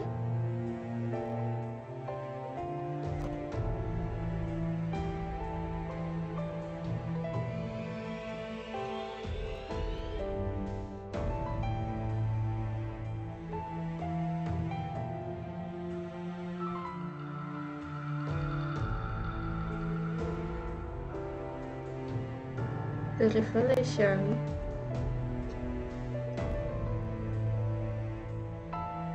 of my parent dates caused a pronounced change in their behavior.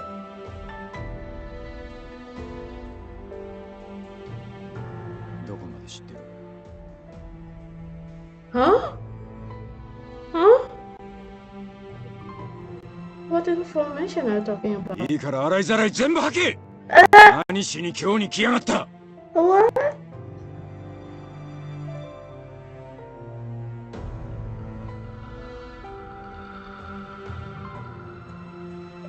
I just came to look for my father. I swear I don't know anything else. 親父の光道さんが何をしてるか知っててここに来たんだろうが。I was only aware of my father being in Kyoto for his medical work, but I haven't seen him since last summer. That's all I know.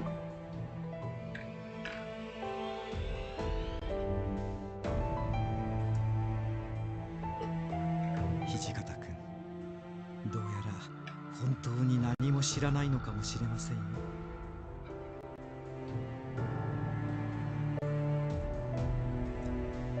So, what do you know about my father? Where is he right now? Please tell me. 光道さんの行方は現在新選組では探している。Okay. You're after my father? So, this means... 勘違いしないでね。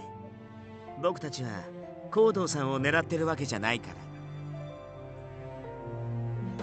I see. 同じ幕府側の協力者なんだけど、実は彼、夏から行方知れずなんだよね。Oh, are they trying to save him? Tapi kalau Hijikata mana-mana. 幕府をよく思わない者たちが光道さんに目をつけた可能性が高い。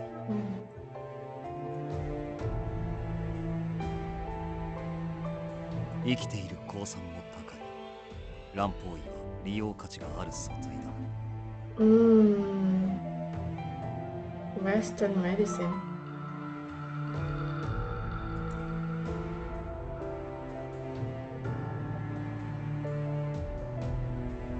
近藤さん、どうでしょうか。同じ人物を探す者同士、彼女に手を貸してあげてはいかがかと。手を貸すとはどういうことかね。光道さんが見つかるまで互いに協力し合うということです。彼女に協力してもらうことで行動さんが見つかる可能性は格段に上昇するでしょう。 Are you sure?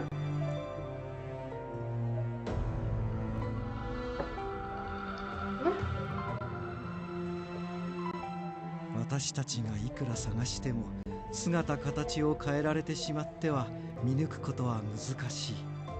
ですが行動さんの娘である君ならば身なりが変わっていようとカンパできますね。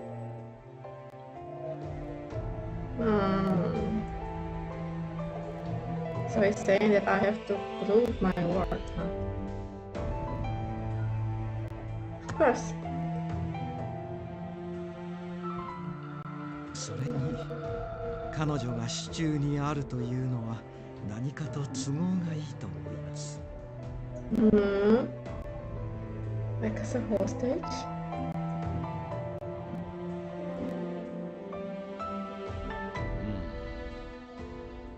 どうだトシ、三男君の意見に俺は賛成だ。It's very cunning.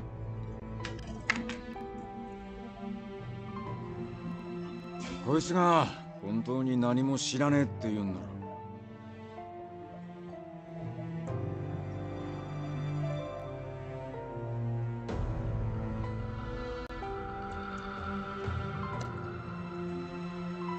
Sure, I know is that my father headed to Kyoto, but I don't know anything else. And about last night, I didn't see anything.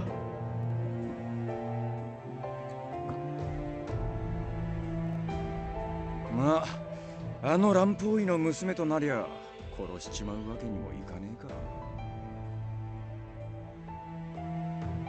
This is his daughter. I can't really kill her, can I? Oh.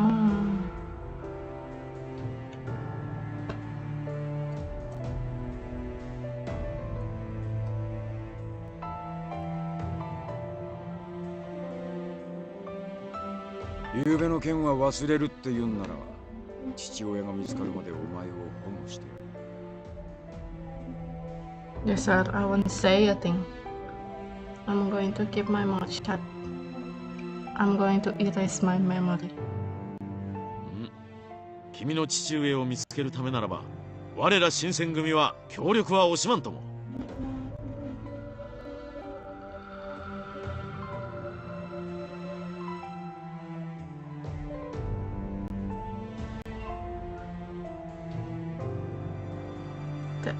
Thank you so much.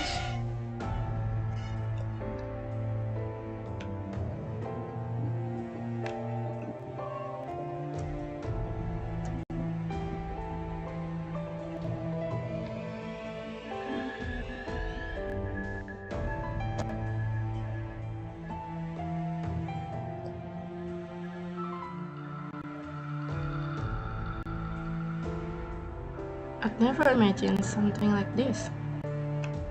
I was elated to have escaped that, but not only had I survived, but I found my first descendant. Oh. Still, that kind of scary though. 殺されずに済んでよかったね。とりあえずはだけど。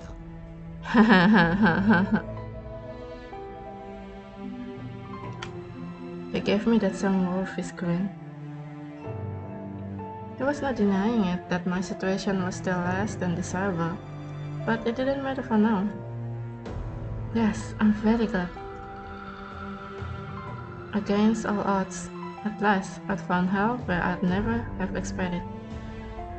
The Sin Sangumen.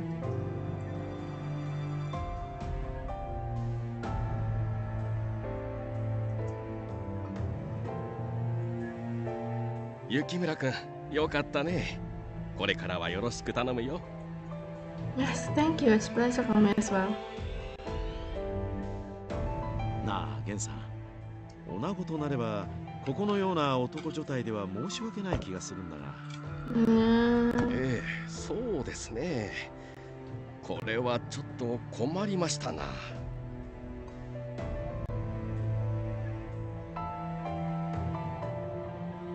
不便があれば言うといい。その都度可能な範囲で対処しよう。Okay. Thank you.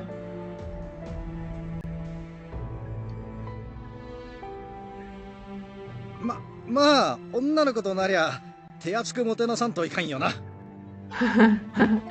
新八さん女の子に弱いもんな。でもだからって手のひら返すの早すぎ。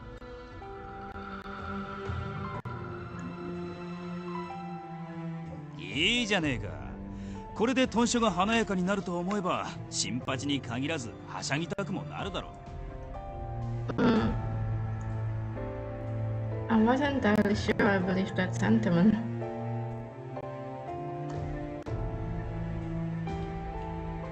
とはいえ、ここでは女性として扱うのは難しそうです。Are there only men in here? 大使として扱うのもまた問題ですし、彼女の処遇は少し考えなければなりませんね。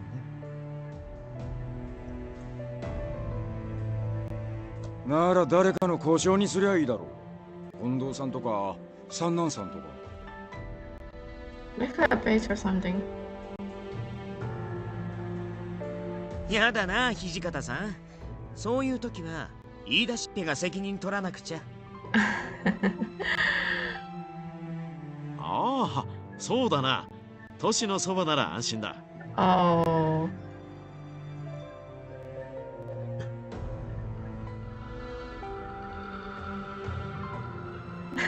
そういうことで土方君、彼女のことよろしくお願いしますね。Gak ada yang mau ngurus cuy. てめえら勝手に決めてるんじゃねえ。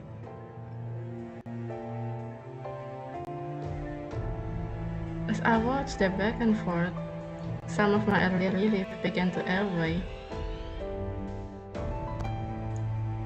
They don't exactly want me here. So, and this is how the Shinsengumi had come to look after me.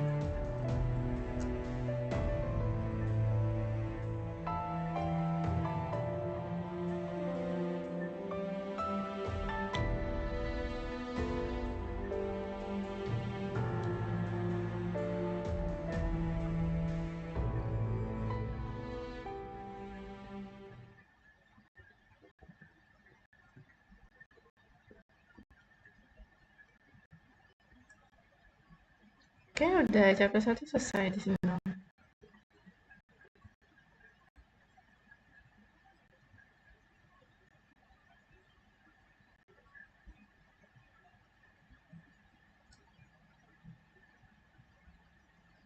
Oke.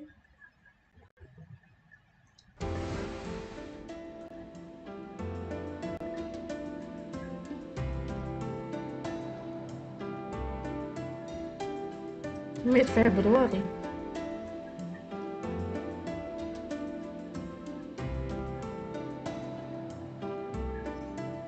I'm going to save and take a break for a moment.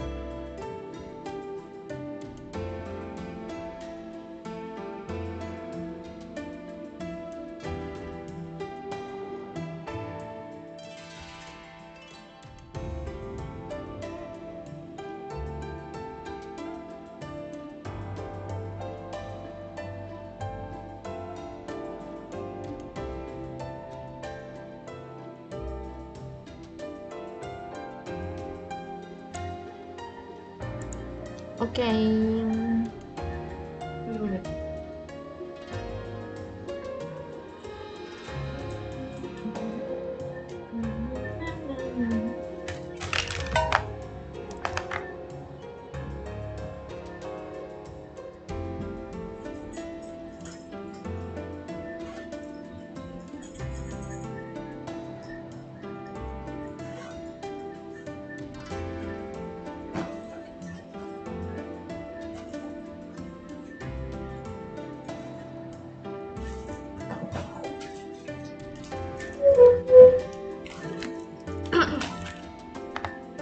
Oke, kembali ke laptop.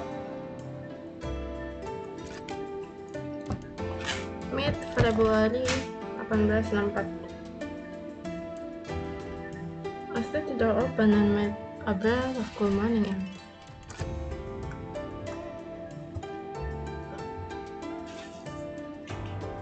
Clumps of thick clouds traveled silently over the city, an unusually strong wind dividing them along.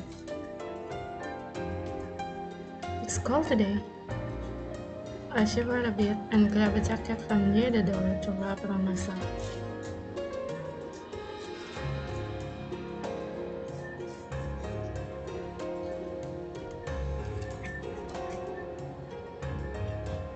Oh wait.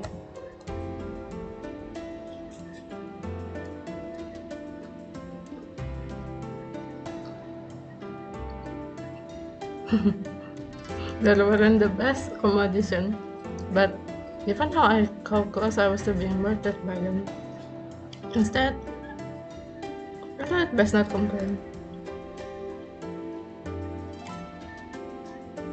Still, do I really need to dress like this all the time? I sigh, staring at my feet on the cold floor. They'd given me temporary accommodations, but it wasn't without its strict condition.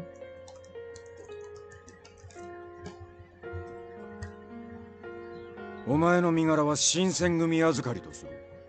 が、女として屯所へ置くわけにはいかねえ。Simply wondered outdoors. 新選組にかくまわれている女がいる。Okay, that sounds bad. そんな話が万一にも広まれば、よくねえ勘繰りをするやつも出てくる。Okay. それに、噂を聞いて行動さんを狙っている奴らが、お前まで狙い出すかもしれね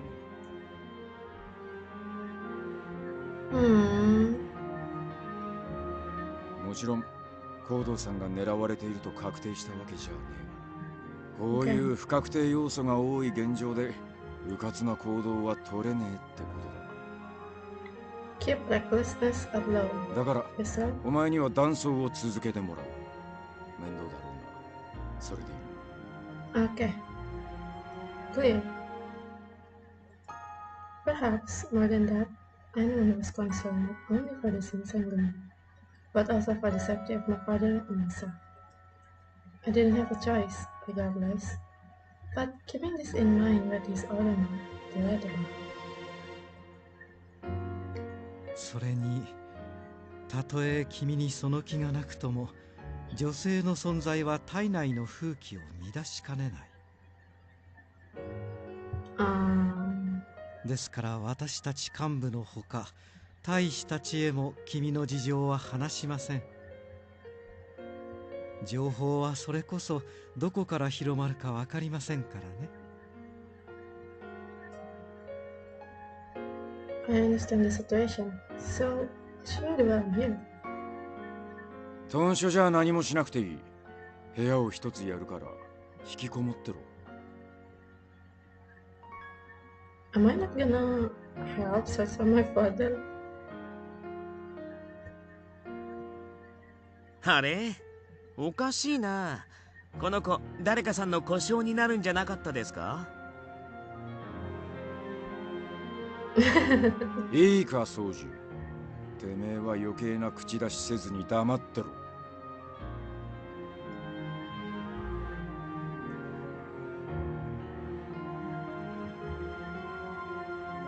Before long, I've been there for a week. I guess I don't have much of a choice. No sense in dwelling on my until after that. Although it was still a new sensation, I got uncomfortable in dressing like a boy, particularly the feeling of wearing a pants. Oh, kok dacinya dia balikin. This was a familiar friend of mine, the blade by my hip stretching back to as far as I can recall. According to my father, this was an important heirloom passed down to the Yukima clan. As such, I was forced to take lessons in swordplay, making me well aware of what the blade was capable of. I had never cared much for weapons, or people, which is an obvious background, but it was more than that, at least for me. For as far back as I could remember, any wound I suffered healed into an incredible rate. Small cuts would disappear overnight. As a child, I thought nothing of it, but as I grew older, I began to realize that I was not quite normal.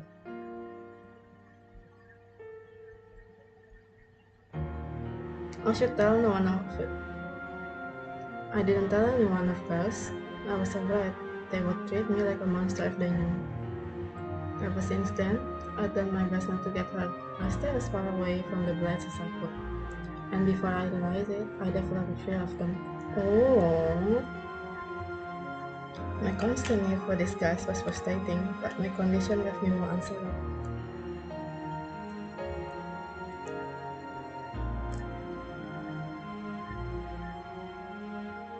I'm not just imagining it, right? I mean, I'm sure everyone live in a shared room, right? The long-range soldier, like maybe 3 or 4 people in one room, and you got your own room, and yet you had to do nothing all day.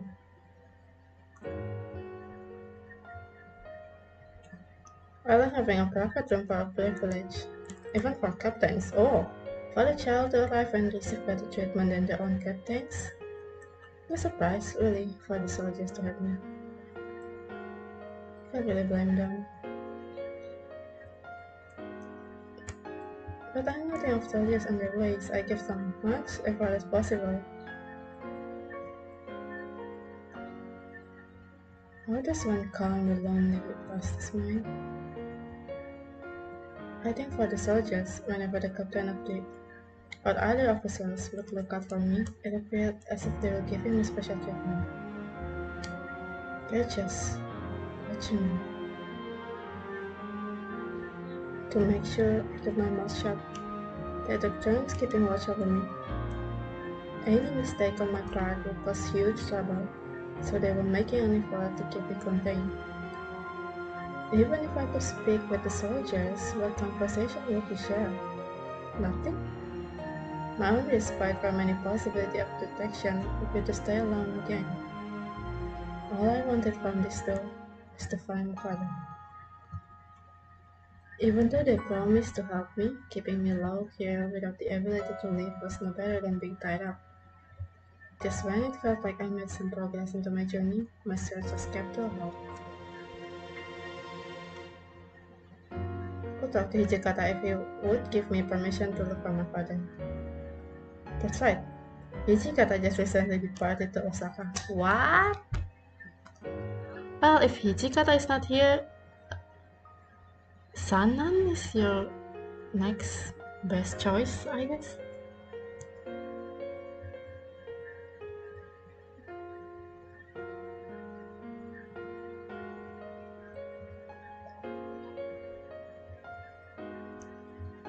Stay put.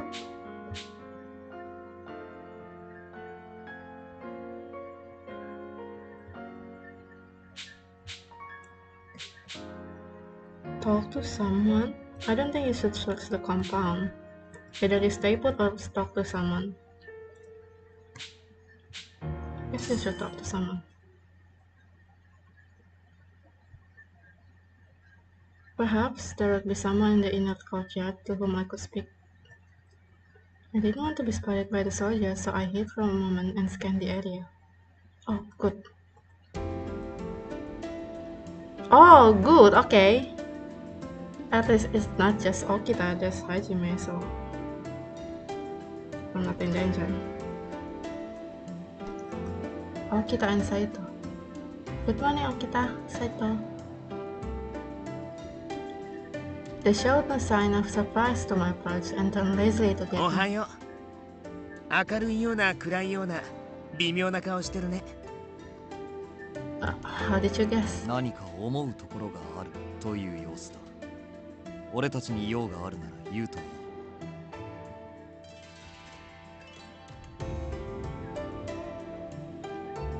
Well, I didn't want to impose or complain, but they had asked. I was hoping I could go look for my father soon. それは無理だ。あんたの護衛に咲く人員は整っていない。Ah, intinya aku di sini ngapain sih, nggak guna. He hadn't exactly left me any room for arrangement. Is there really nothing you can do? It's not like I want to go very far. Just walking around the city is enough. 僕たちが巡察に出かけるとき、同行してもらうのが一番手っ取り早いかな。Wait, for once he had a good idea. That doesn't sound like a joke. Your arms? I must have worn a confused expression because Okita's eyes narrowed, and he proceeded to warn me. 言っておくけど、巡察って命がけなんだよ。僕たちが下手を打てば死ぬ大使だって出る。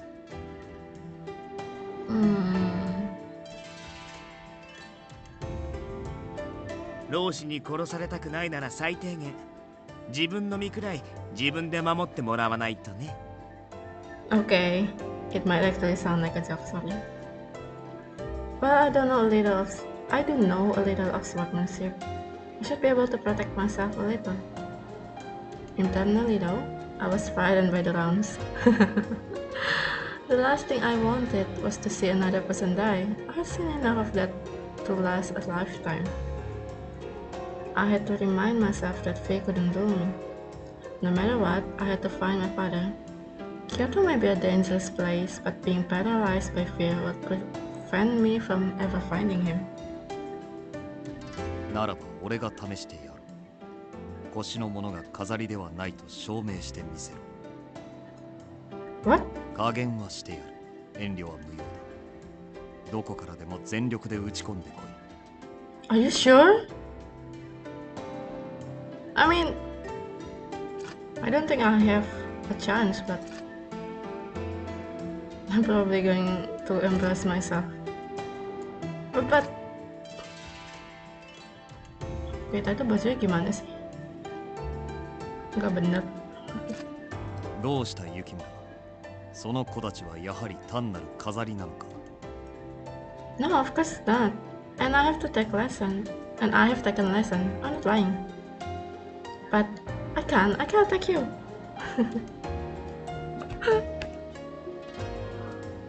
If my hand were to slip and I cut or stab you, not only would you be injured, but you could die. No, there's no way you can harm him, but...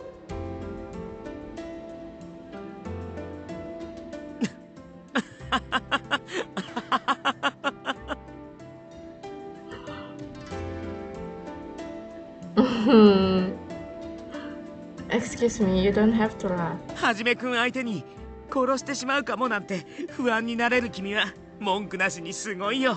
最高。Of course, I hadn't thought I could beat one of the captains of the Shinsengumi, but still, there's still a chance of someone getting hurt. If it's to help someone or to protect myself, I wouldn't think twice to draw my Kodachi. But right now,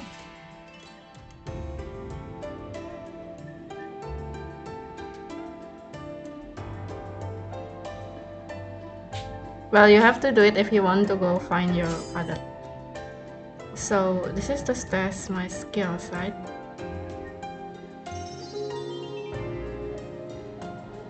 Hmm. どうやら物分かりはいいみたいだね。君がそれなりに刀の使える人間だって分かれば、僕たちも君の外出を少しは前向きに考えるし。Ah, that's right. 刃に不安があるのなら、鞘を刀代わりに使うか、峰打ちで打ち込む。Oh, use your scabbard. I looked down at my sword. Even with the scabbard at the back of the blade, a misplaced strike could break bones. That's how strong you think you are. However, this is the opportunity I waited for. I don't want to miss this chance. I straightened up and looked straight into Saito's cold, calm eyes. Let's go.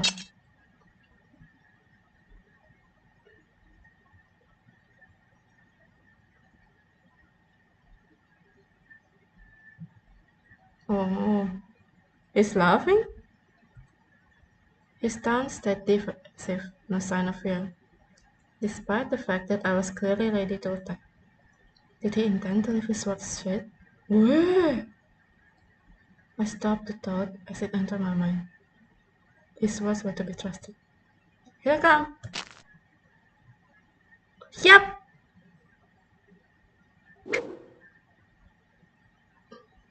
The back side of my blade collided with the shoulder of the defenseless Saito. What? Or so I thought.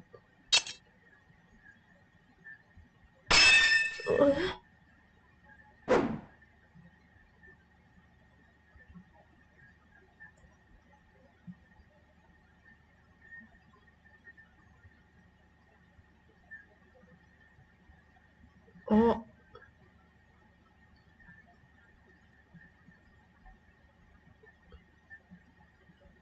Mungkin aku harus bikin kayak counter berapa kali Miu harusnya sudah mati di playthrough ini. 1, 2, 3.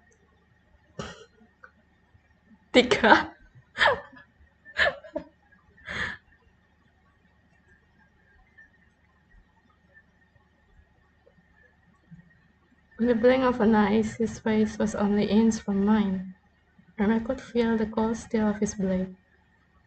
This was the skill of a Shinsengumi captain. My body froze and sweat dripped down my neck. 死を誇れ。あんたの剣には曇りがない。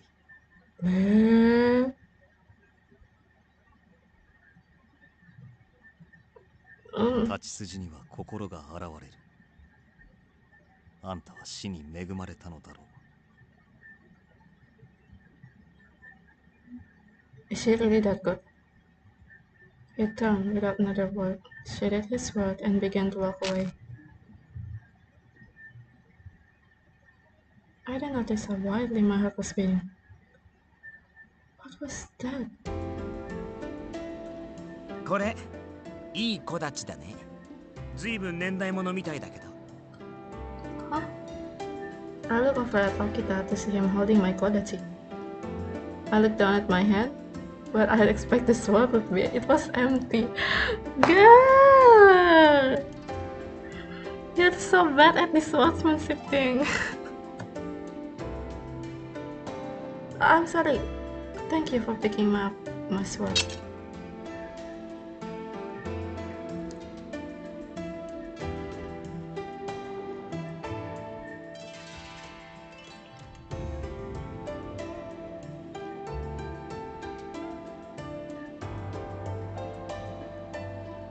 大丈夫?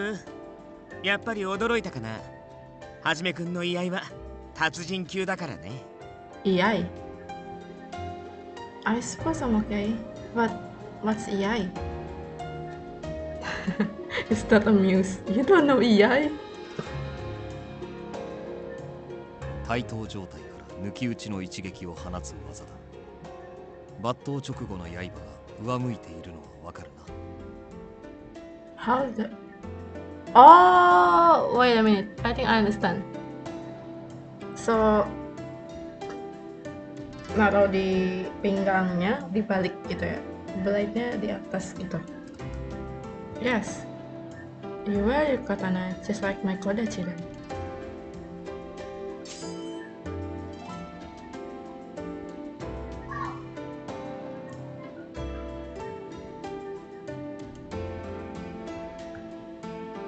It's usually worn with the blade facing up.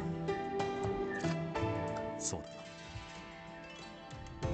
昔の太刀は刃を下に向けて吊るしていたが、今の内刀は腰に刺すために上向きにする。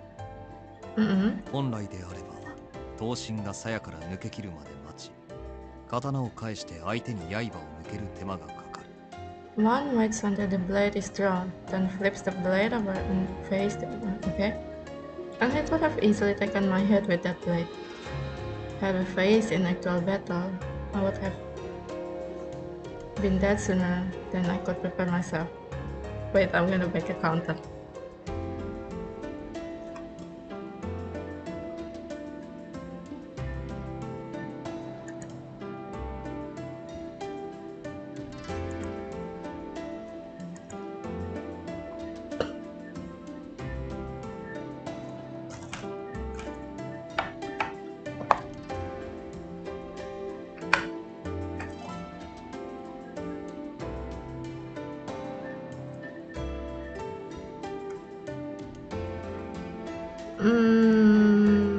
Well, stacks.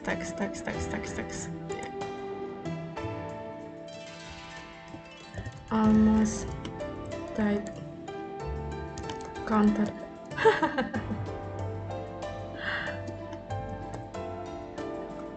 Three.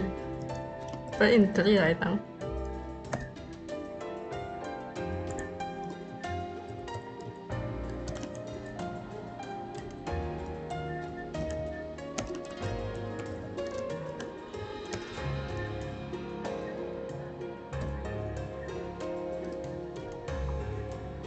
Okay.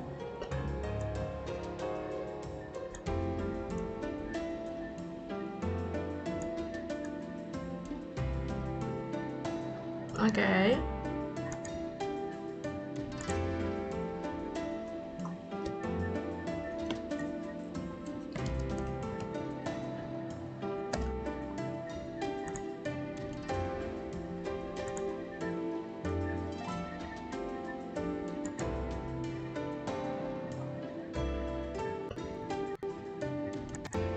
居合は片手で抜き打つことが多いから結果的に威力が下がって実用性は低いなんて言われることもあるんだけどね。In EI, the sword is drawn with one hand, something it diminishes the power of your swing.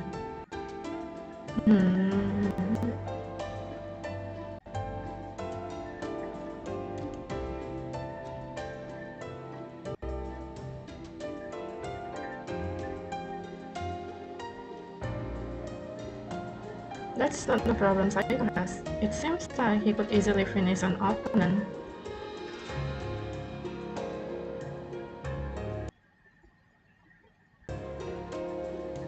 With a single strike or a single blow. もしはじめくんが本気だったら君の子たちを弾いた後即座に追撃してとどめを刺してたと思うよ。Right after he knocked the sword out of my head? But he's the one who knocked my sword.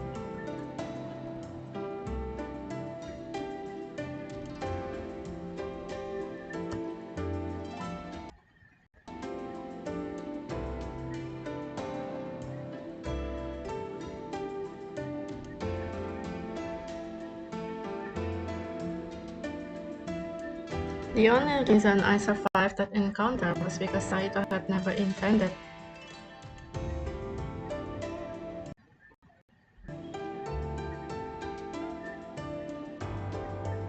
to kill me. What do you mean?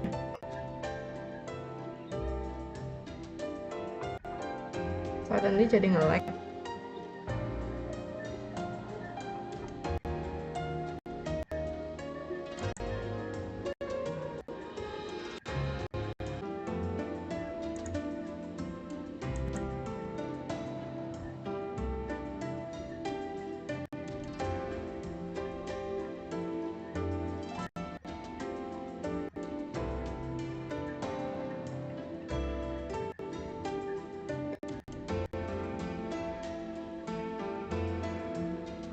A thought that made me shiver. That's EI then.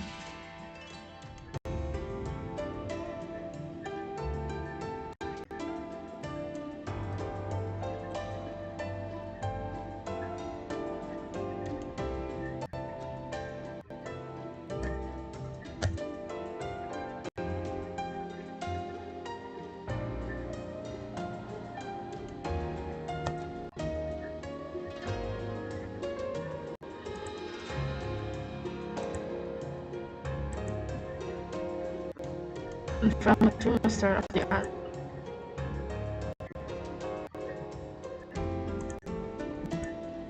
It left me speechless, trembling from its power. A feeling of horror began to creep in and coil itself on my heart. The outside appearance of the scenes angered me didn't reflect their deadliness. It memorized me to witness men who could be gentle, yet killers. 落ち込むことはない。あんたは外を連れ歩くのに不便を感じない腕だ。Huh? I have enough skill?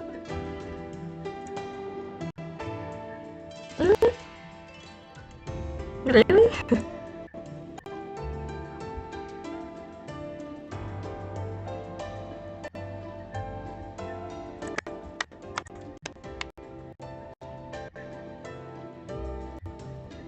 Hahaha.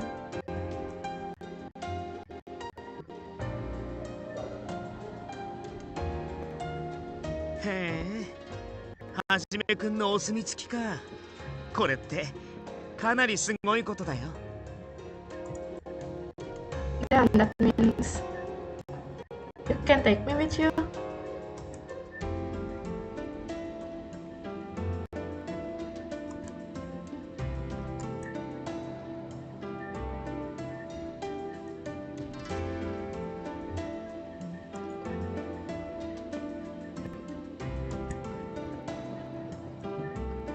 外出禁止令を出した人が許可するならいつでも連れて行ってあげるんだけどね。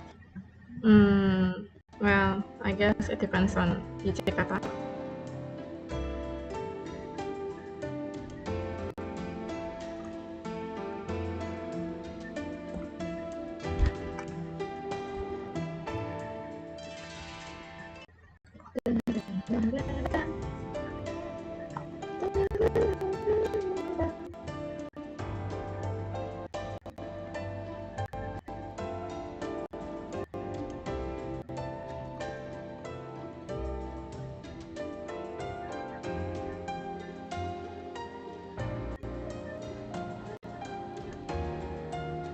Wait a minute. Why suddenly it's so lemon?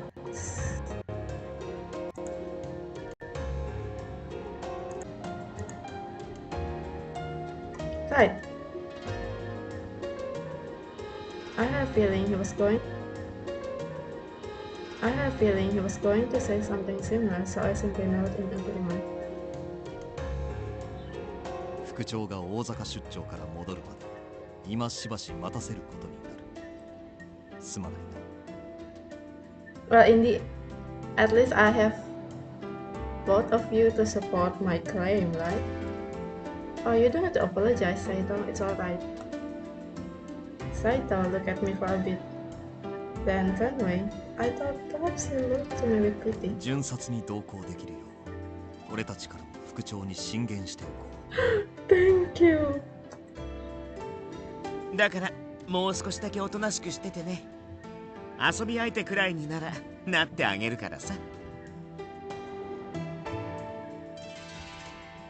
Really?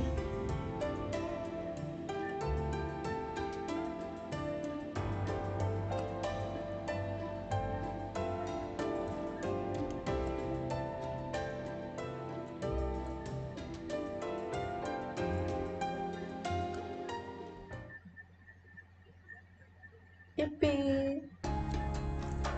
Time stood still, shadows drifting along my wall. How long am I going to do this? Solitude was proving detrimental to any glimmer of hope. My heart felt heavier with each moment. How lonely the wistful, forlorn mind can become. Dia kok kayak super poetic gitu sih. I've been swept in a frightening world I didn't understand and couldn't possibly control.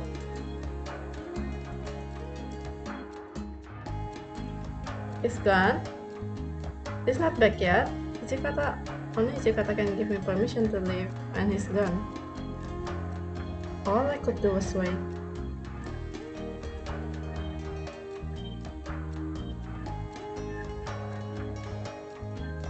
Lamenting things I couldn't change wouldn't improve my situation, and would arguably make it worse. I knew I couldn't trust the men of the scene to me completely. They were, after all, men who could take life in the blink of an eye. It would be just as easy for them to end my life. Well, at least they've all been nice to me for now. They're nice men deep down, right? I guess they're nice. Kan kita dan Saito. 君さ、騙されやすい性格とか言われない？ What?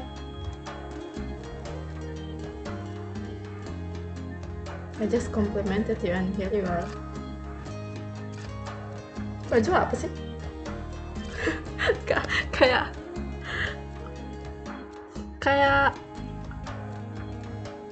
istilahnya kayak kalau baju kayak gak dikancingin gitu. What are you doing here? あれ？もしかして気づいてなかったとか？この時間帯は僕が君の監視役なんだけどな。Did you hear everything I said? なんか言ってたの？ He hurt me. He had definitely hurt me. Saito, I wanted to scream, but before I could open my mouth, Saito stepped out from behind the door. 無駄話はそれくらいにしておけ。Wait, were you here the whole time too? つい先ほど来たばかりだが。Oh, thank goodness. I'm sorry for screaming like that. 気にするな。そもそも今の独り言は聞かれて困るような内容でもないだろう。He hurt me. True, I didn't say anything bad, but still. Well, I was just embarrassed to be caught talking to myself.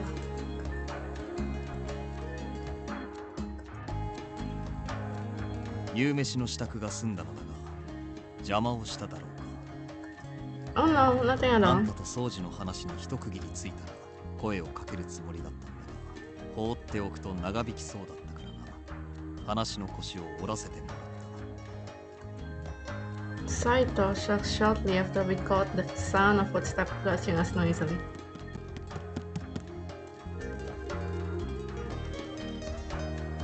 Heisuke shot through the door. The moment he saw us, however, his face fell. あのさ、飯の時間なんだけど。Dinner time, すまん、okay. ヘイスケ。今行く。あ、お前も急げって。早くしねえと食うものなくなっちまうからさ。So we're eating dinner together? Sorry, Todo, I'll be there as soon as I can. He turned to leave, but he halted in his tracks.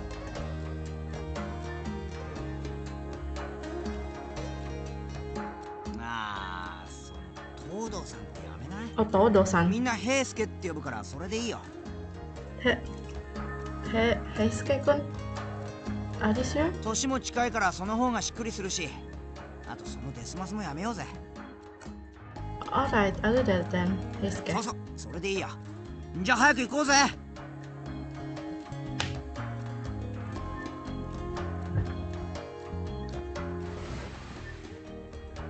ようやく来たか。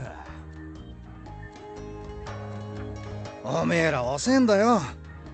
この俺の腹の高鳴りをどうしてくれんだ。 Crying stomach。心発さ、それってただ腹が鳴ってるだけだろ。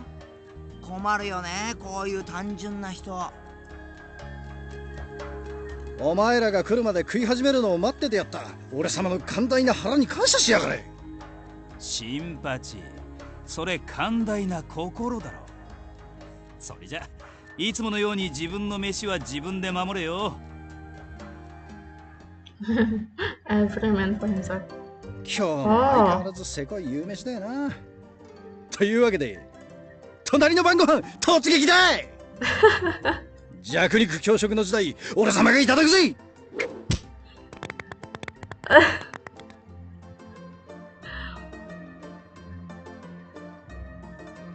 ちょっと心発さん、なんで俺のおかずばっか狙うかな。Padahal itu nasinya banyak banget loh.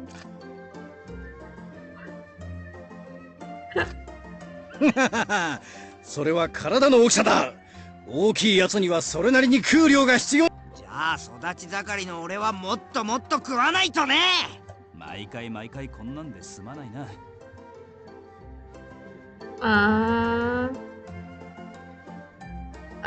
I'm gotten used to it. 慣れとは恐ろしいものだな。Oh, why aren't you taking anything? うん。あんまりお腹いっぱいに食べるとバカになるしね。おいおい、バカとは聞き捨て。だがその飯はいただくぜ。どうぞどうぞ。僕はお酒をちびちびしてればいいし。んじゃ俺も酒にするかな。ただご飯とか気にしないでお腹いっぱい食べるんだよ。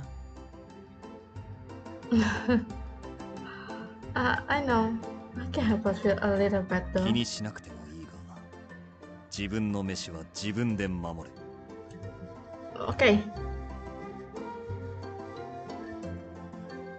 Always sitting alone made the experience dinner with this man both an exhilarating and a frightening evening for me.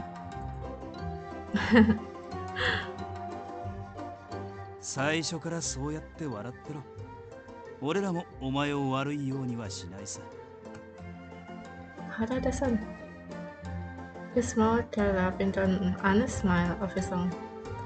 Had I really looked so down? Perhaps they were all trying to cheer me up. I wasn't quite sure how I felt. I was conflicted over whether or not to feel pity for myself or to appreciate the moment for what it was. The joy seemed to be winning out, however, and I caught myself smiling as Inoue entered the room. ちょっといいかいみんな。Oh no. Is that bad news? As usual, his voice was warm, but in his eyes were a level of solemnity I'd never seen before. At least during our brief acquaintance thus far. 大坂にいるトシさんから手紙が届いたんだが、三男さんがタイム中に重傷を負ったらしい。What? 何があったの？ああ、二人が訪ねる大坂の呉服屋に老師たちが無理やり押し入ったらしい。駆けつけたトシさんと三男さんがなんとか老師たちを退けたらしいが、その時に切られたそうなんだ。Is it going to be alright? 相当の深手だと手紙に書いてあるけど、傷は左腕とのことだ。The wound is on his 剣 left を arm? 握るのは難しいみたいだが、命に別状はないそうだよ。Oh, thank goodness. No, it's not that good. He won't be able to hold a blade. I exhaled as a brief sigh of relief, but the rest of the room was tense, still itching for 数 answers. 日中には豚書へたどり着くんじゃないかな。それじゃ私はイサミさんと話があるから。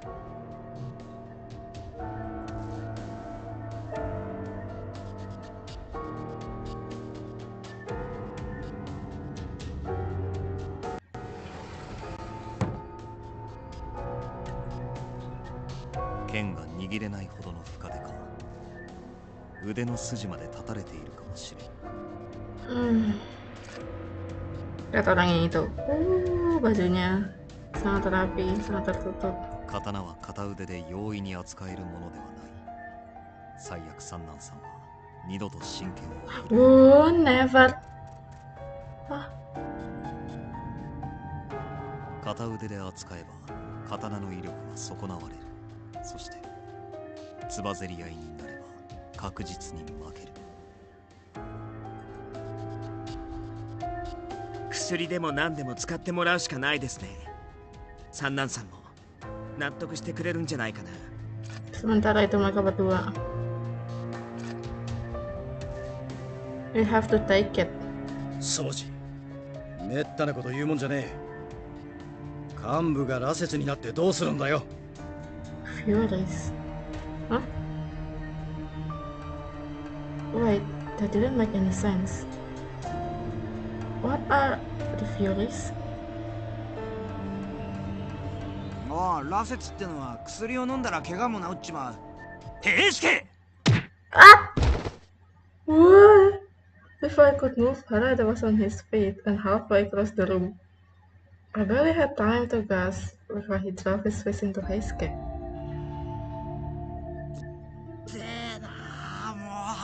Oh, he had tears. Heisuke, are you alive? やりすぎだぞ、佐野。悪かったな、平助。先に口を滑らせたこっちも悪かった。大丈夫か？悪かったな。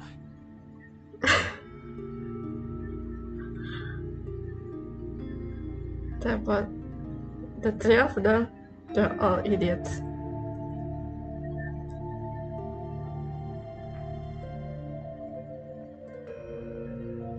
いや、今のは俺が悪かったけど、たく佐野さんはすぐ手が出るんだからな。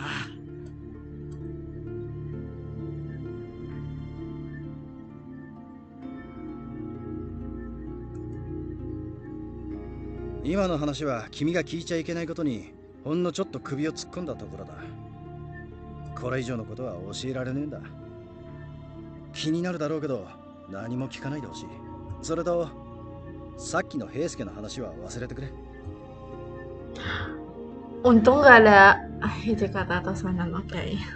Oke, if Hijikata and Sanan were here, I'm probably... udah mati yang keempat kali. His voice was funny, but his eyes gave his words a cold weight that made me feel uncomfortable. 羅刹っていうのはかわいそうな子たちのことだよ。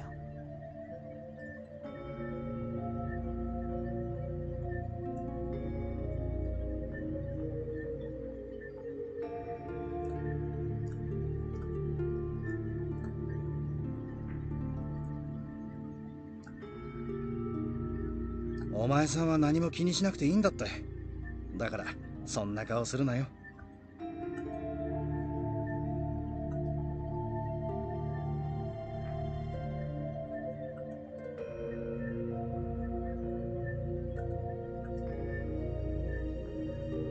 忘れろ。深く踏み込めばあんたの生き死ににも関わりかねない。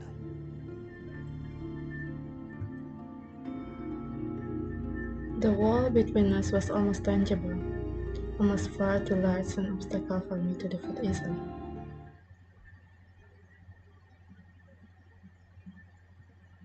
It's okay, no need to be sad.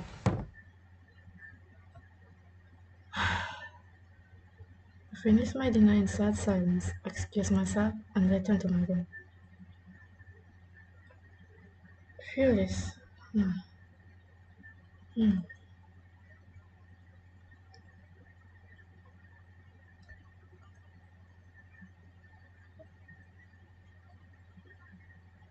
Though I wasn't well versed, I recall reading a text about man-eating demon god with that name.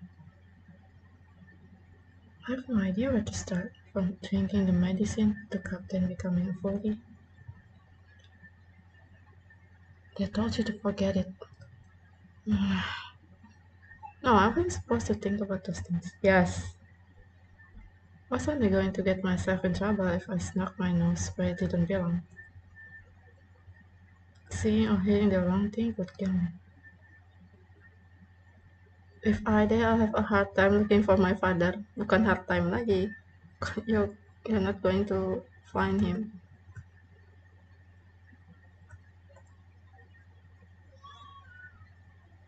Are they doing it to protect me? Even if I duck around, I'm sure nothing good will come of it. Okay. With that in mind, I did my best to clear my head over the evening events and slip into my futon.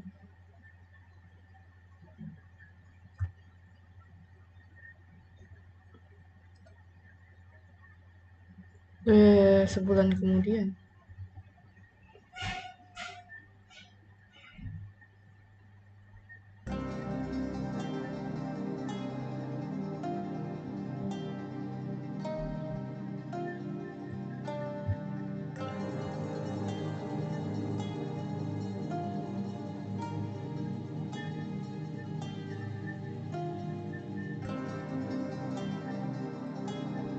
His wounds seem quite there, and they drain whatever goodness his nature had hoped to keep. Sanan would spend days holed up in his room, protected by a barrier of impenetrable silence. If he were to leave his room, a rare occasion now, he was often short-tempered and quickly retreat.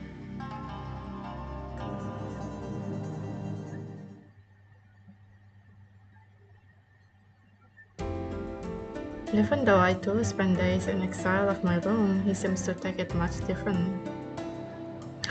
Well, his livelihood just got robbed from an accident, injuries. Sanan seemed trapped in a painful memory, each day bringing him closer to a gloomy twilight. I softly pondered what service I could offer to Shinsen Gumi if I were not allowed to serve for my father. I'm sure Hijikata is overwhelmed with whatever business he's dealing with, but I need to visit him. I realize, with the tension so high, that it's better to have Hijikata on my side rather than not.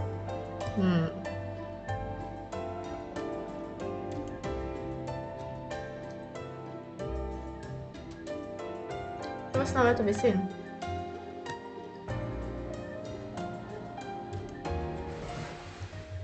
Unknown? Whooms? I've been living in the Yagi residence for a month, but he was unfamiliar to me. My current dilemma compelled me to approach him. Excuse me, have you seen Hijikata-san? What the heck? Man so beautiful, I start crying. The man turned to respond, and my eyes widened to scan his enormous frame before my spoke. お前はどこの誰だ? なぜここにいる? Humorous sense!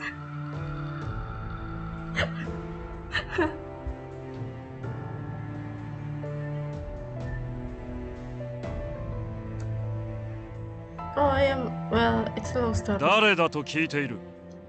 答えろ. Oh my god!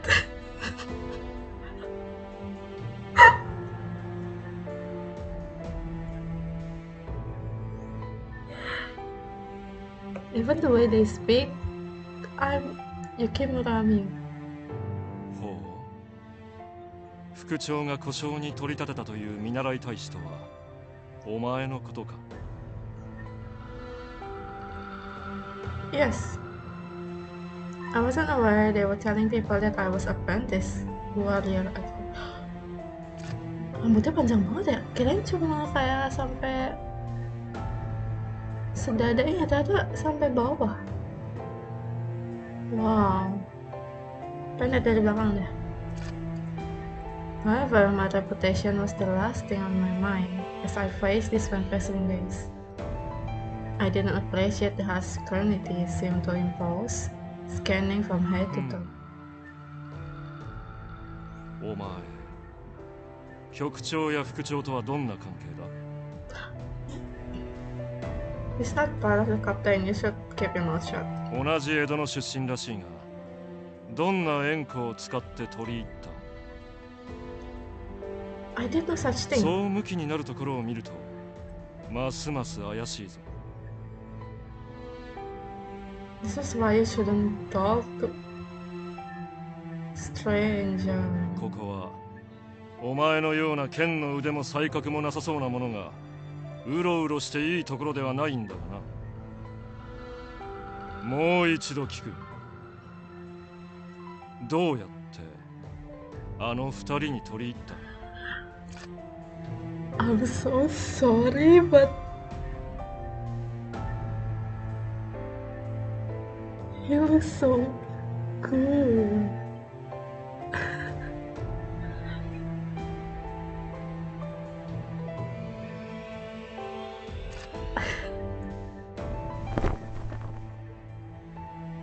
Oh? この私、武田貫流斎が聞いているのだぞ。なぜ答えない？武田貫流斎。He grew increasingly agitated, almost like a petulant child, because I refused to answer him. He reached his massive hand over towards me as if to grab me, but then a voice tapped him. Chigata? Oh! おい、武田！こんなところで何をしている？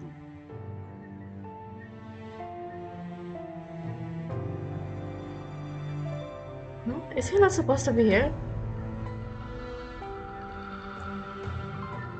これは土方副長。何？近藤局長に少々用がありましてね。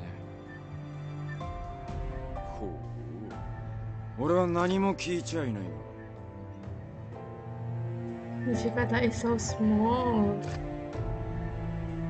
最近お姿が見えない三段総長の代わりに相談に乗ってほしいと言われているのです。No, Sanan is going to get more depressed. しかし、近藤局長もいらっしゃらないようなので、私はこれで失礼します。Takeda turned to his slave, but then he slowed his step, leaving us with a few words. ところで、土方副長。そのものを故障に取り立てたというのは本当ですか？ああ、少しばかり訳ありでな。承知しました。訳ありならば詳しく聞くのはやめておきましょう。ですが、あまり同じ郷里のものばかりを周りに囲うのはいかがなものかと思います。ああ。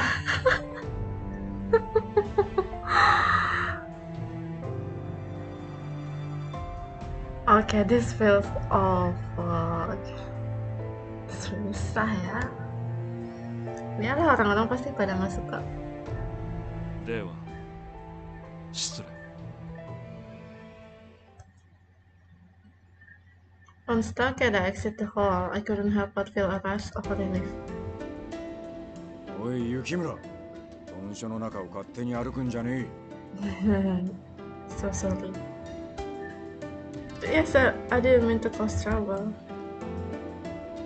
お前の正体を知っているのはこのヤギ邸に寝起きしてるやつだけだ。前川邸からこっちに来るやつらには気をつけろ。いいな。Oh, his...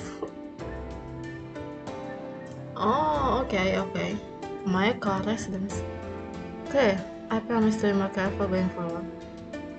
So, may I ask where that man was? あいつか5番組組長の武田官流祭ってやつ He's also captain, but he doesn't know anything about me.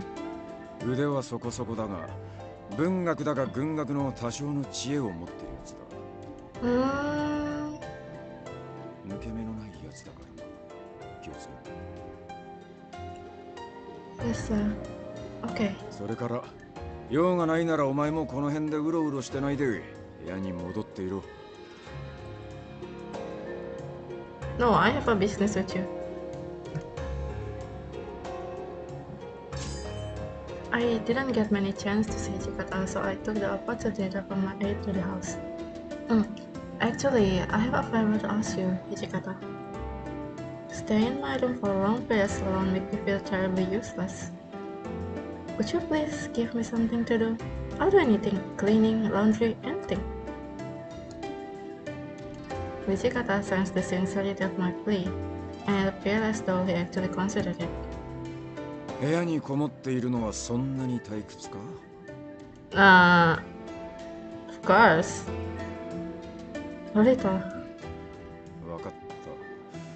源さんに伝えておくから、後で指示を仰げ。Okay. Maaf ya, jadi nambah kerjaan. その代わり、あまり外から来たやつと関わるんじゃねえぞ。Understood. But thank you so much.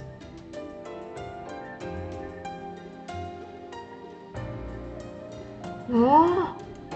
The next day, Inoue informed me that I was given more freedom within the headquarters, which allowed me to exit my room freely. My duties include cleaning, laundry, and cooking, not the most glamorous of chores, but of course, However, it gave me an opportunity to occupy myself as opposed to going stir crazy in my room.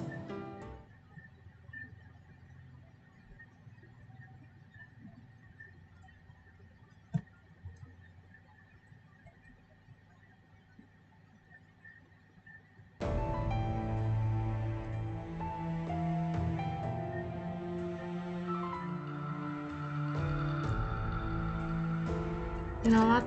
Aku pengen tahu ada berapa chapter sih sini.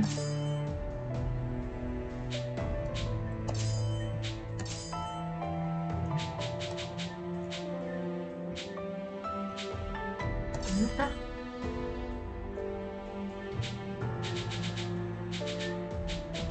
Chapter 3, chapter 4. Oke, jadi ada 5 chapter dan chapter terakhirnya rutenya. Oke. We're now in chapter 1, right still? Yeah. The fall year of the Bunkyu era became the Ganji Ganen, and the summer sweetly blossomed.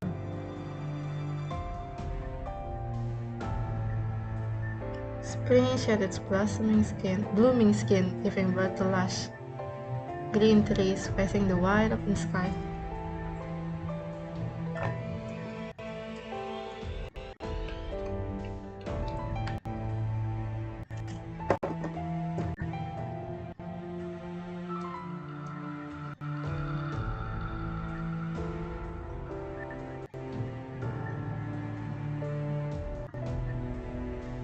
副長、斉藤です。雪村を連れてまいりました。入る。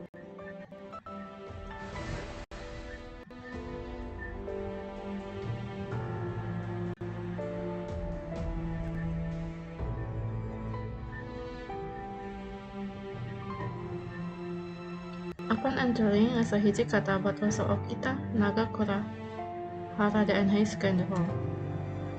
It appeared that only the captains were aware of my situation or present.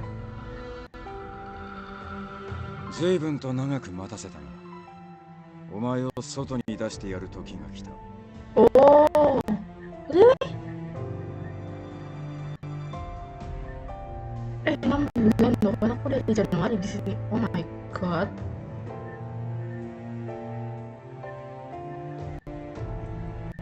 So, is it true there was a man in Fushimi that matched my father's profile?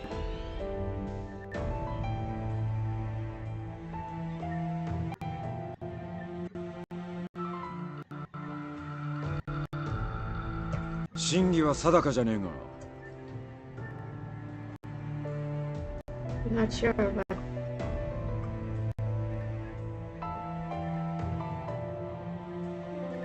we can hope. We can hope.「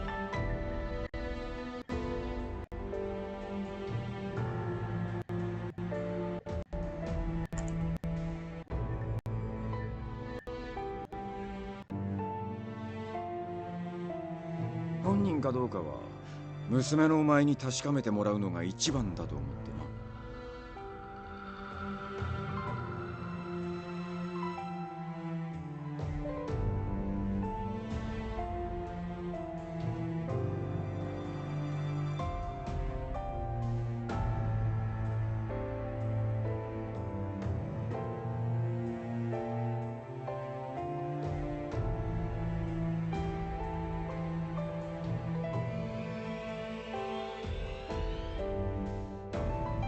伏見にある寺田屋って宿だ。これから斎藤に確かめに行ってもらう。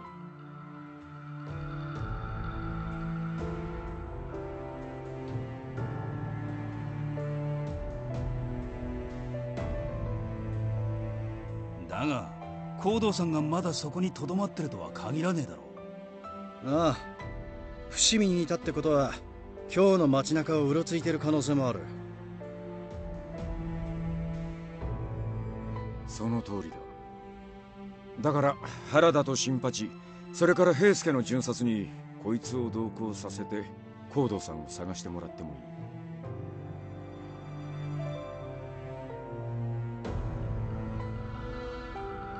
俺たち全員で？いつもは手分けして順番に見回りしてるのに。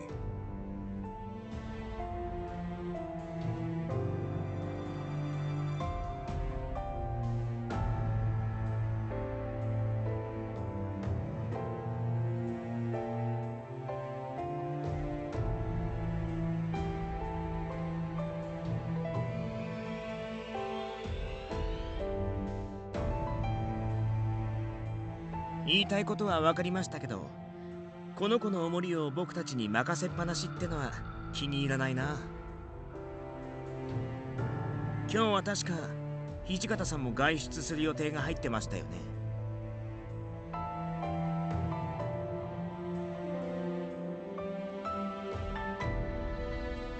今後のためにも可愛い故障を同行させていろいろ勉強させたらどうですか？何を言ってやがる。こいつが俺の故障っつうのはお前が勝手に言ってただけだろうが。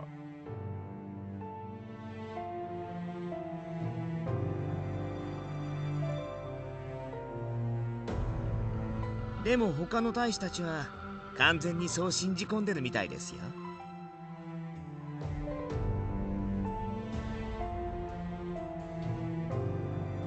嘘から出た誠なんて言葉もありますし、相応の仕事をさせた方がいいんじゃないですか？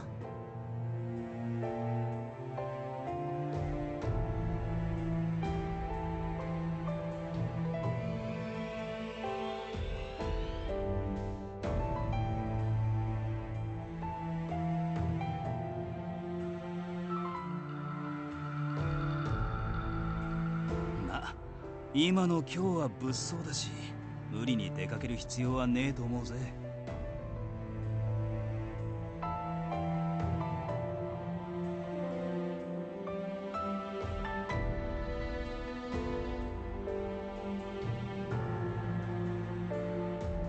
俺たちも一応コードさんの顔はわかるんだしな。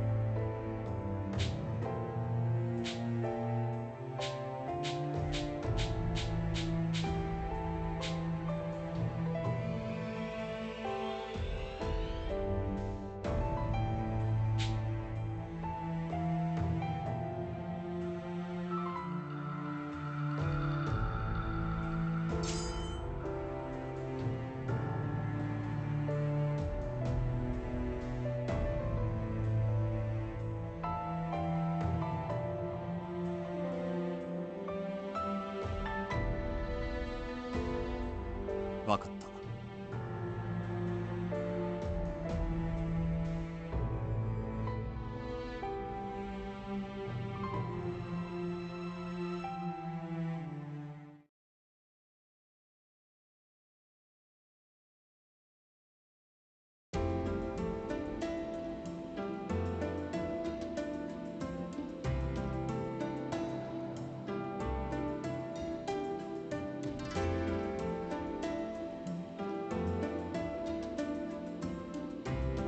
あんたにとっては久方ぶりの外出だな。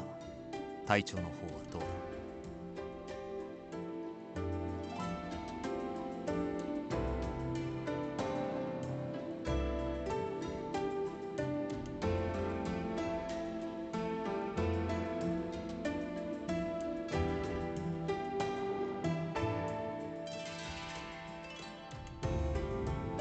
そうか。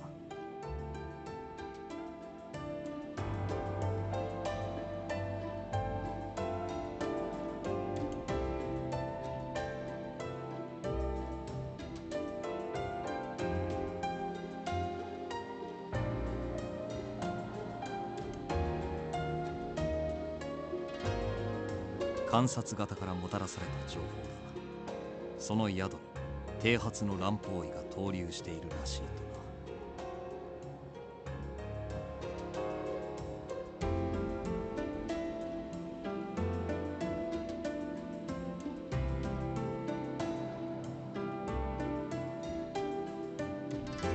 先を急ぐぞ。疲れが出てきたら言え。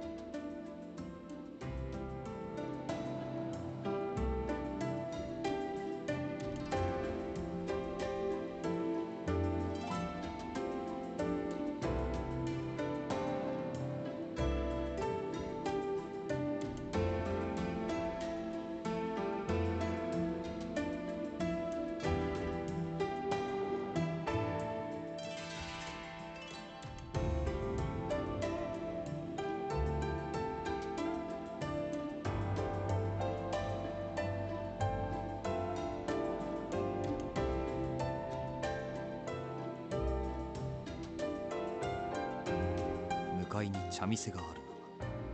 入ることとしよう。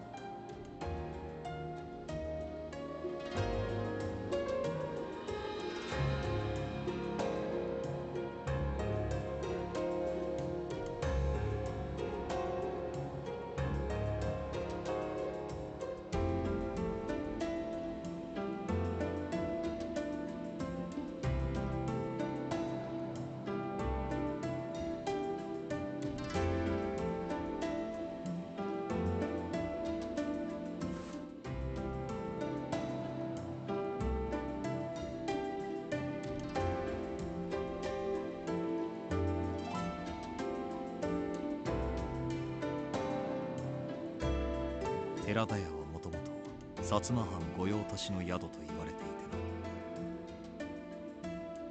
な。そのためか西国の老師が立ち寄ることが多いと言われているの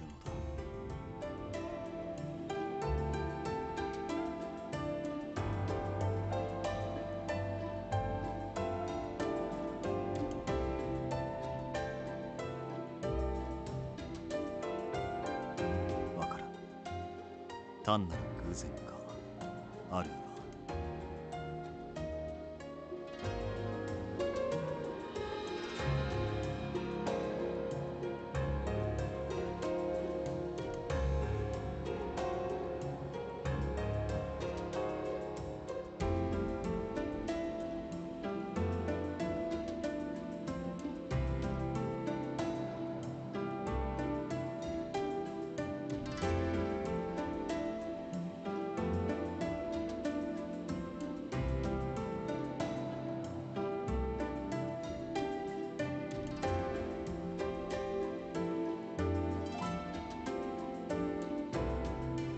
とはいえ会津藩お預かりという我々の立場を考えると、不用意に寺田屋に立ち入るわけにもいかぬ。故にあんたにはここで宿に出入りする客の様子を確かめてもらおうと思うのだが、構わんか。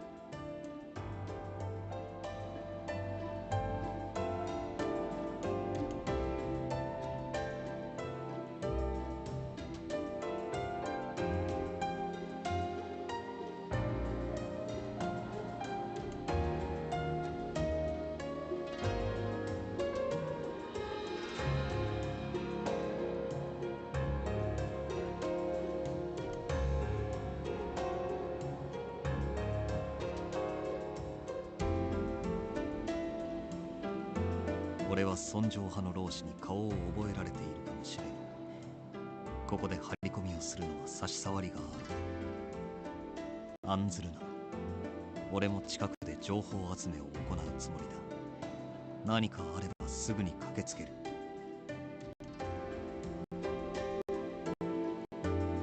それでは頼んだぞ。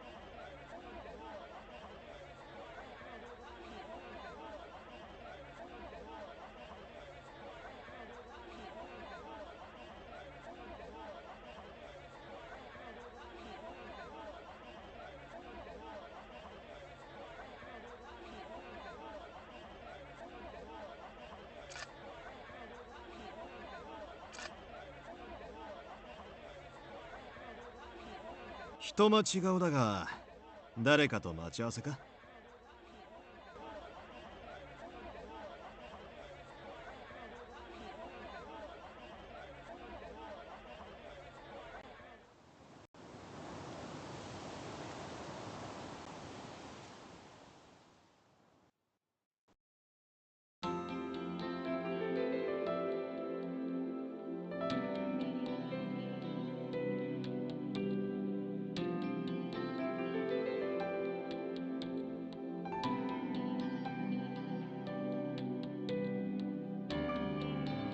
どうした？ぼーっとして。待ってるんじゃなきゃ誰か探してるのか？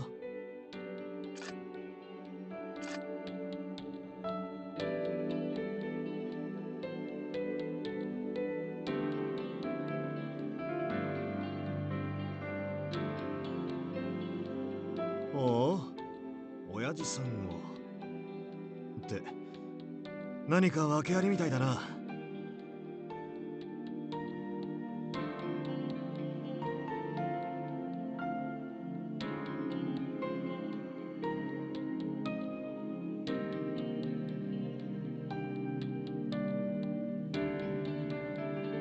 話してみろよ。もしかしたら力になれるかもしれないぜ。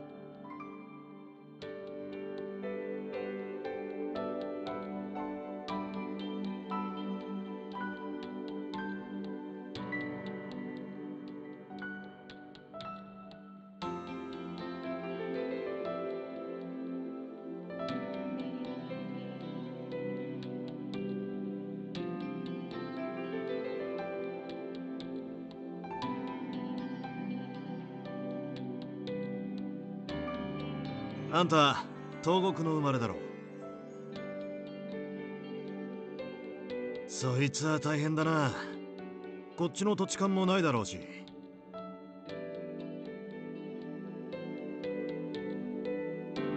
よし、わかった。俺も付き合ってやるよ。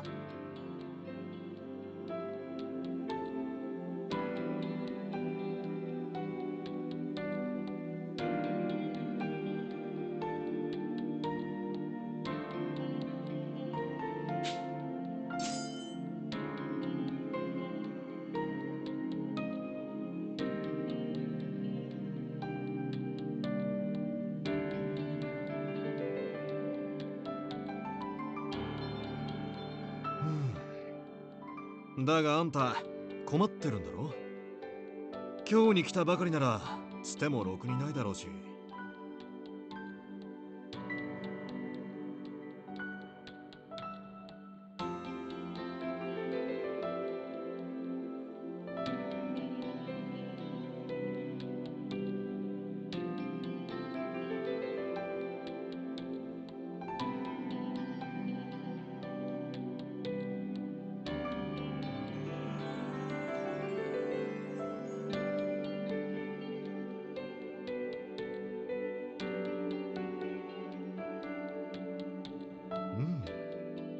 なるほどなるほ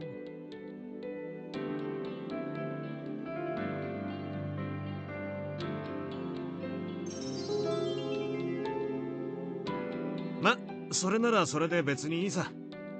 どうせ退屈してるところだしな。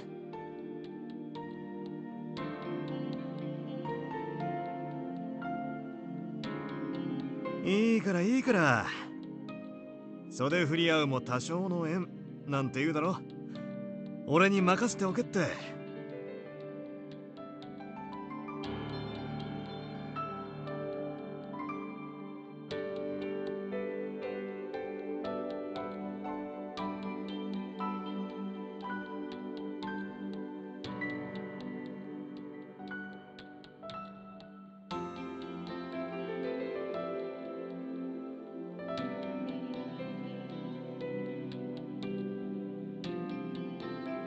俺の名前か？俺は斉谷梅太郎って言うんだ。よろしくね。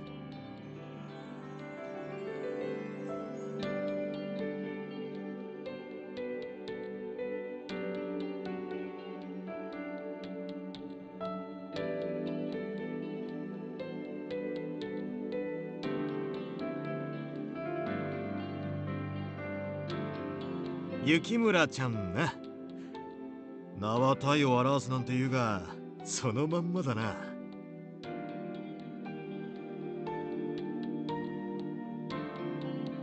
で、下の名前は？きっとあんたによく似合うかわいい名前なんだろうが。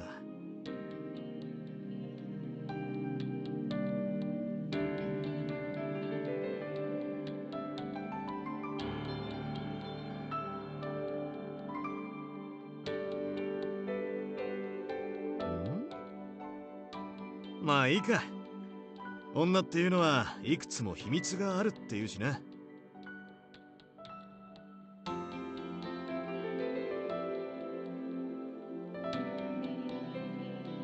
いや、どこをどう見ても女だろう。それとも俺をバカにしてるのか？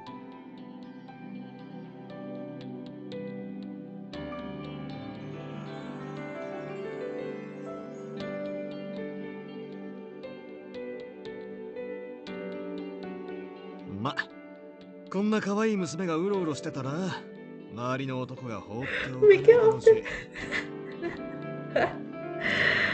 What? I just realized. So dumb.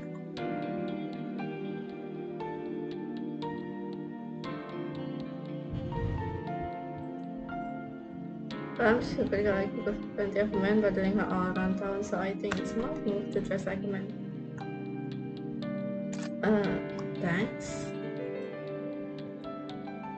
The nonchalantness of his response made me practically faint from relief. で、あんたの下の名前は何と言うんだ？ Why do you want to know it so much? Considering he's already figured out I'm a woman, I saw no harm in being honest with him about my name. My name is Miyori. なるほど。思った通り、あんたにぴったりの可愛い名前だな。Thank you. You think so? で、あんたはどういう好みなんだ？男と出かけるんならどういう場所がいい？ Is he really trying to help me or is he just trying to flirt with me? Saitani-san? We're not talking about me right now. I thought you were going to help me look for my brother. そういや、そうだったな。すっかり忘れてたぜ。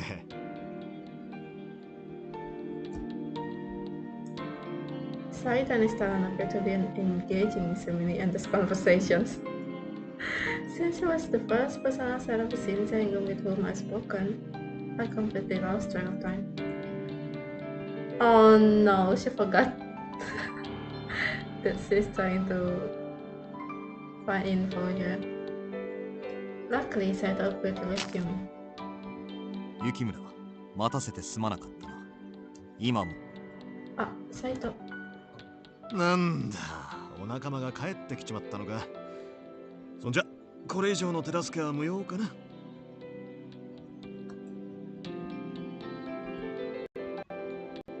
Saitani stood up from his seat, slowly appearing dejected, except for the top of his mouth.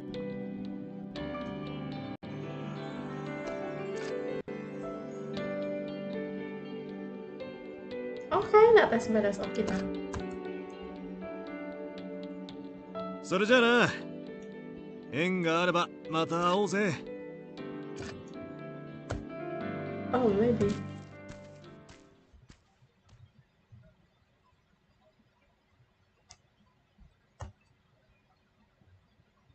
今の男は He snuck up behind me earlier. Supposedly his name is Saito. How did it go, Saito? Were you able to find anything useful about my father? それについては帰る道すがら話すが、期待はせぬ方がいいとだけ言っておこう。Oh.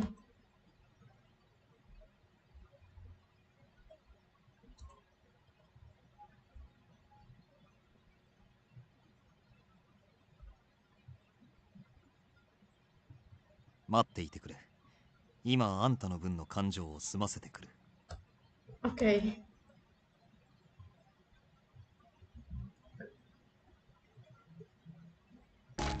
Jadi kayak nggak ngapa-ngapain.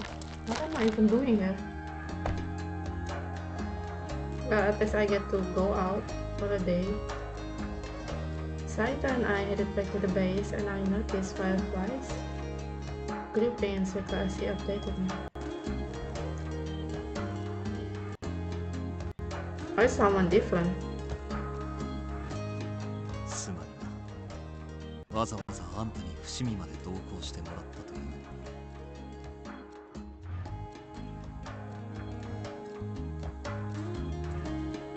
Oh, please, don't worry. Even though we learned nothing about my father, I was able to get some fresh air. That's nice. Since I couldn't shake the worry from my father, Saito looked to me reassuring in his face with bright eyes and absence. そういえば、先ほどあんたと話していた男のことだが。You mean Saito? 妙な男だった。一見人好きするように見えたが、立ち居振る舞いには隙が全くなかった。Oh, I guess I didn't notice. To me, Saito didn't seem guarded around, judging by how often he was with his stories. Was something troubling you about him, Saito?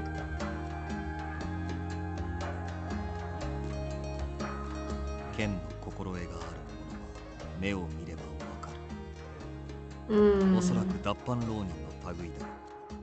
この辺りで寝泊まりしているとすれば、薩摩や西国にゆかりがあるものかもしれん。Oh, Ronin. Seems too jovial to be allowed to samurai, especially ones causing trouble in Kyoto.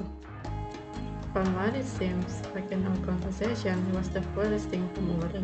何にせよ、気を許さぬ方がいいだろうな。昨今の今日の治安を考えると、用心に用心を重ねておくに越したことはあるまい。Understood. I wonder who this Saito man really was.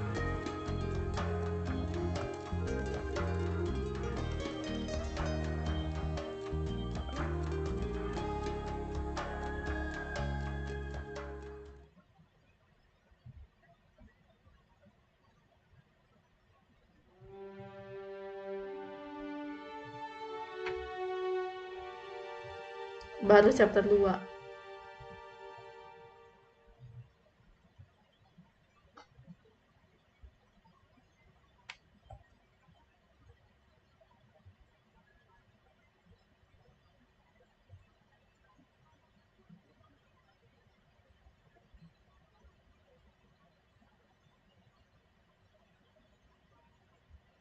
The news of my father came forth the other day, and some references took hold of me. Originally, it seems Hijikata granted me approval to accompany the captains on their rounds to Kyoto to search for my dad. Then he called me.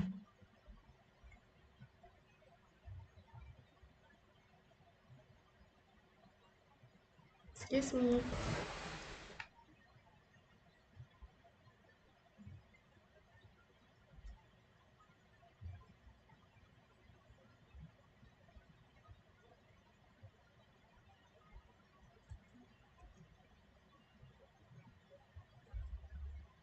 You called me? Hijikata seemed to be in a foul mood, so I decided it was best to attack in his presence.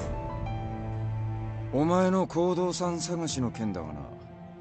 しばらく様子を見ようと思う。Why? What why?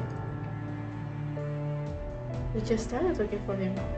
Stopping now would surely cause any of our leads to run dry. This was stunning. How could he back out on this? Is he already deeply composed? 長州の連中が不穏な動きを見せている。本来ならお前を外に出せる時期じゃない。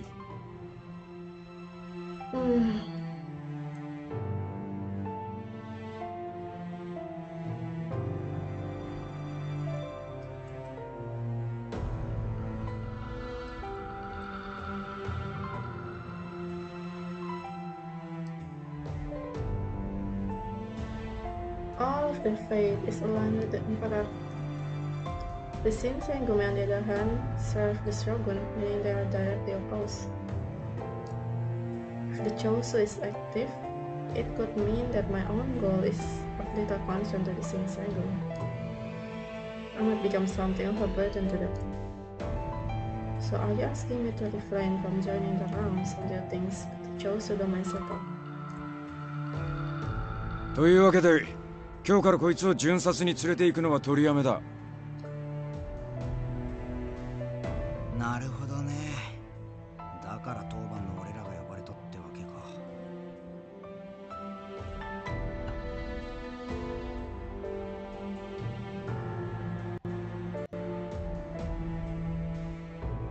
でも今までだってこいつが巡察に迷惑をかけたこともないし、別にいいんじゃないかな。そうそう、僕たちに何かあっても関わらないようにしてくれればそれでいいし、どさくさに紛れて逃げ出すこともないしね。Hold on. I knew he wasn't being serious, but I couldn't stand to keep my mouth shut. I feel you, Yukimura.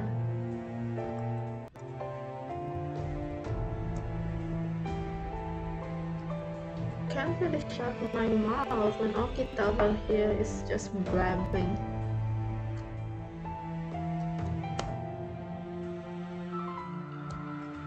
I made up my mind the minute the men of the Shinsengumi agreed to help me find my father. I made a vow to never run from the Shinsengumi for as long as they help me find my father.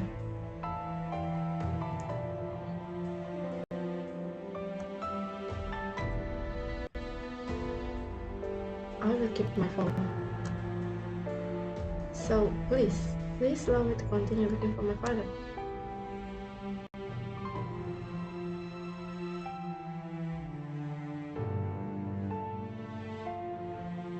I bow to Okita, keeping my eyes locked with his.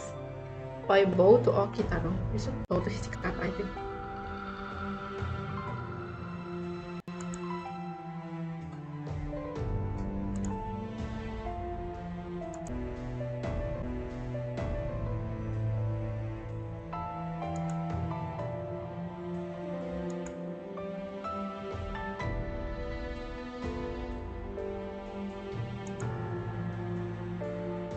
His smirk, however, shrank slowly as he gazed toward me, caught in between words, saying,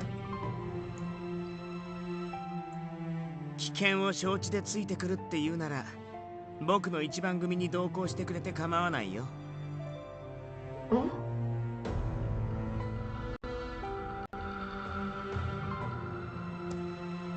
それに、行動さんらしい人を見たっていう証言もあるしね。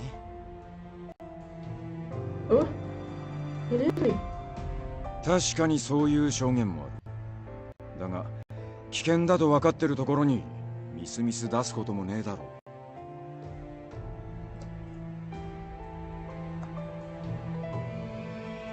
う。分かってるのか？お前らの足を引っ張りかねねえんだぞ。I promise I won't cause any trouble. Please, if I lose the opportunity to do so for my father, then the chance of finding him will sting. I lied prostrate before him, and Hijikata simply sighed heavily.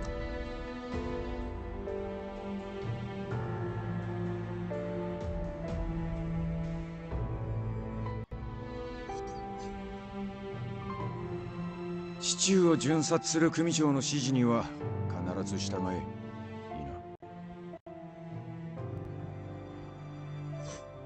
Oh.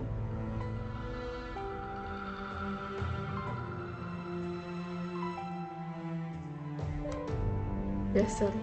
Thank you so much.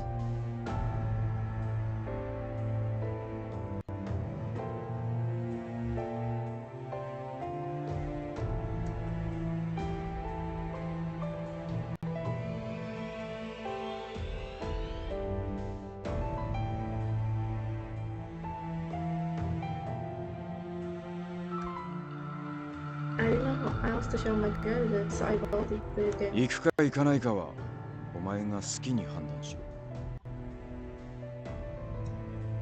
ろ。Join them. Alright.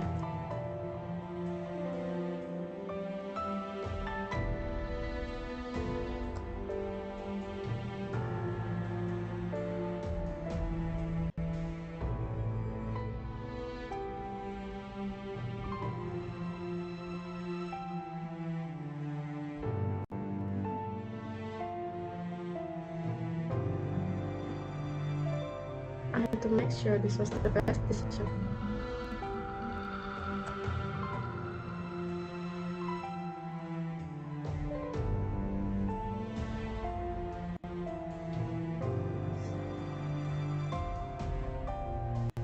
There was something in his demeanor that made me unsure of my desire to leave the compound. Still, if I was with Okita, his claims should be safe and well protected. On the other hand, my presence could be an undue burden to them. What was I to do? To leave and search for my father.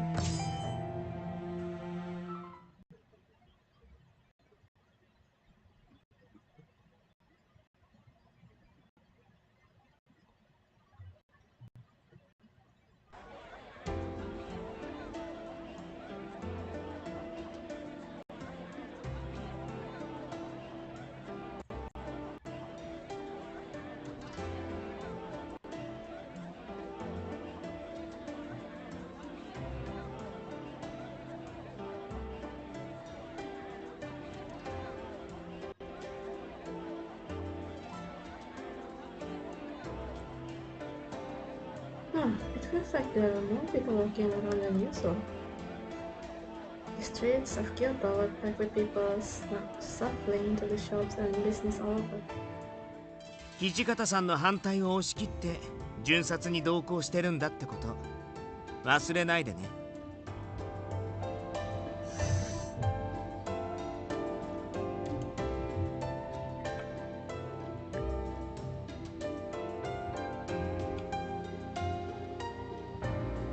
You know what?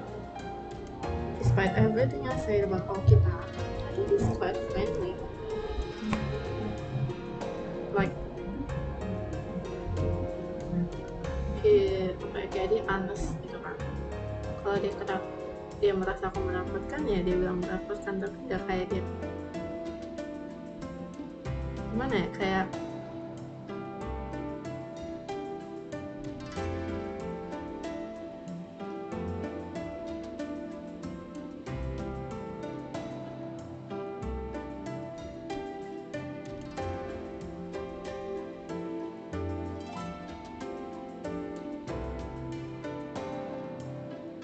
it's good, I think. It's just annoying. Sorry, I was distracted by all of the people. Cities filled with so much more cheer. I guess I just couldn't help myself. Okita's eye twinkled and he smiled ferociously, and I could sense him there. まあ祇園祭りも近いしね。街が浮き立ってるのは僕も否定しないけど。祇園 Festival? でも上位派浪士たちの動きが怪しいのは本当だから。僕たちから離れて勝手に動くのだけはなしね。Okay.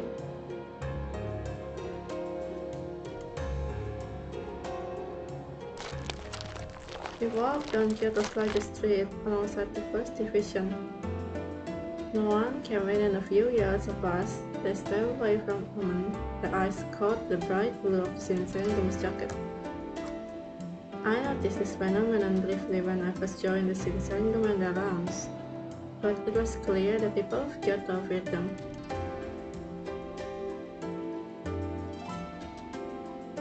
Excuse me. I'm looking for someone. He's in his 40s and speaks with an Edo accent. He's a doctor and he's friendly, bald man. そんな雰囲気の人ならしばらく前にそこのマス屋さんで見かけたよ。Masu? As he spoke, he pointed towards a store selling a wood and card shop. Thank you very much. 貴様ら浪人か。手取りなら判明を答えろ。The cry came from Shinsengumi soldier, and Okita turned, his lips tightened into a thin line. Oh! よりにもよってこんなところで騒ぎを起こすなんてね。Fighting stance. His hands up to his sword as he ran toward the commotion. Dawn sparks shook and ran like leaves through a gale. Whoa! In the sudden press of fleeing citizen, I found myself pulled away from Okita. For a moment I panicked but realized that perhaps it was best. If I stayed close, he would have been forced to keep attention on me. I hoped to avoid distracting him.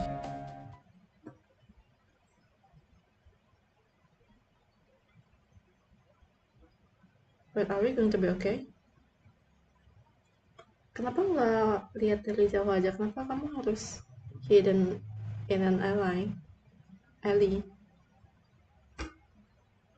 And I could return to the first division once attention simmered. 坊ちゃん、そこの坊ちゃん、巻き込まれんよううちの店へ入りや。Huh? I paused for a moment. A strange man was inviting me to his store. I was not strange on the face of it, perhaps, but I was warned many times to be on my guard. I was about to politely refuse when I realized it was the store to which the man pointed earlier. Excuse me, but is this Mas? へえ、そうどす。Great, you see, I'm looking for someone and... キエモンさん、このガキ、さっきまで新選組の沖田と一緒にいたぜ。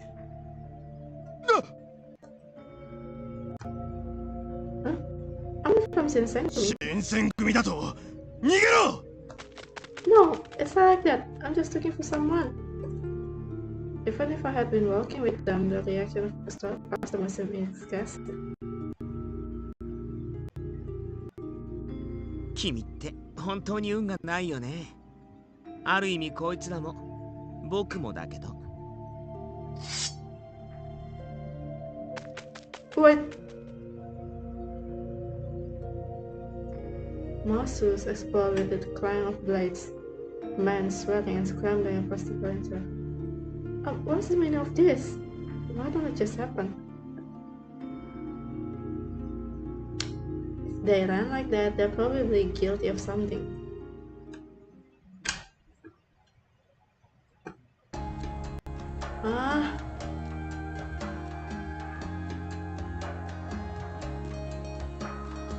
Sannan? We knew for some time as the colonel berated us before Okita finally spoke up. そんなに怒ることないじゃないですか。僕たちは長州の患者を捕まえてきたわけだし。Oh, I think I understand. They're monitoring Masu's, but Yukimura don't know anything. So she accidentally made them all run away. So now they can't monitor them anymore. When the fight was over, we discovered a massive arms chase and confiscated the entire thing. No one bothered to explain to me what was happening, however, and I was utterly lost. 怒ることではない。沖田君は面白いことを言いますね。Perhaps we should inquire after yours.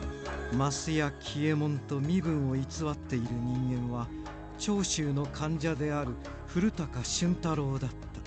我々新選組はその事実を知った上で彼を泳がせていた。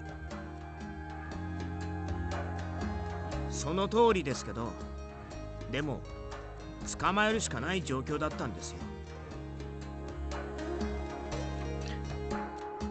Chosu spy? Chosu spy?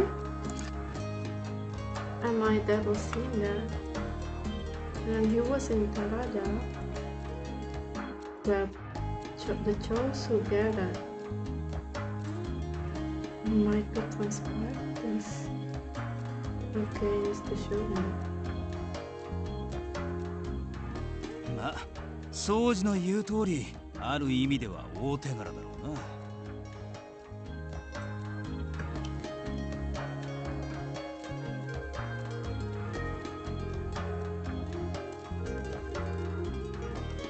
でも古高を泳がせるために頑張ってた島田君や山崎君に悪いと思わないわけ？I'm so sorry.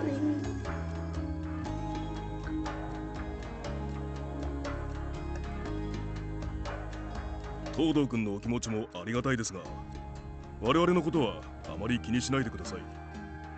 自分らも古高に対して手詰まりでしたから、沖田君たちが動いてくれて助かりましたよ。山崎のりでさよ古高捕獲はすでに済まされた事柄です。その結果に不満を述べるつもりはありません。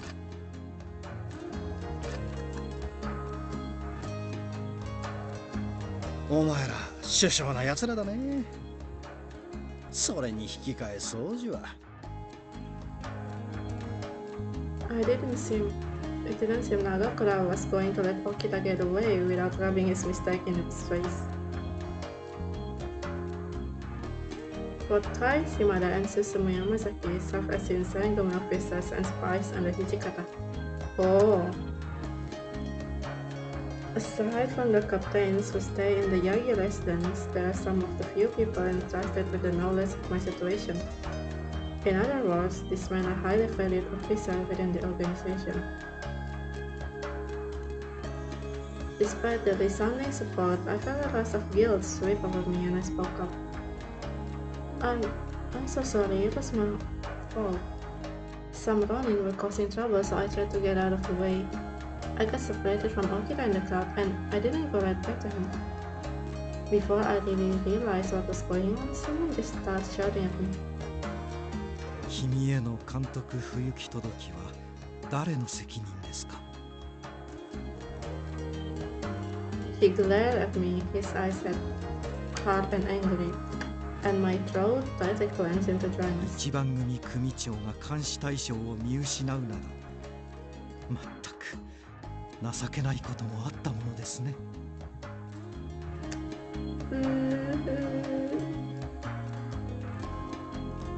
It's okay, Sanan is being a little grumpy today. When I first met him, Sanan had been nice, but if a little quiet. After his injury, however, it was as if he'd become an entirely different man. 外出を許可したのは俺だ。こいつらばかり責めないでやってくれ。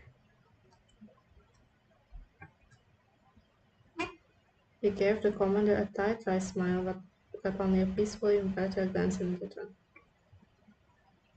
土方さんが来たってことは、古高の拷問も終わったのか？ああ。風の強い日を選んで、京の都に火を放ち、あわよくば天皇を長州へ連れ出す。Hah? Kenapa mereka mau nyulik emperornya? I said the emperor, but the imperialists? The imperialists, right? I don't understand. 奴らの目的だ。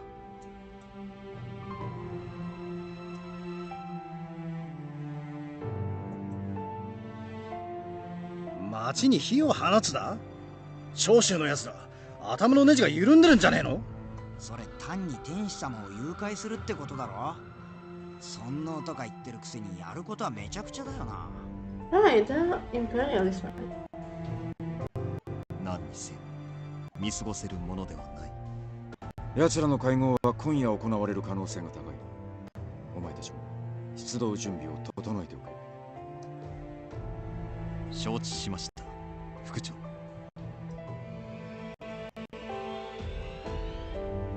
よっしゃ、腕が鳴るぜ。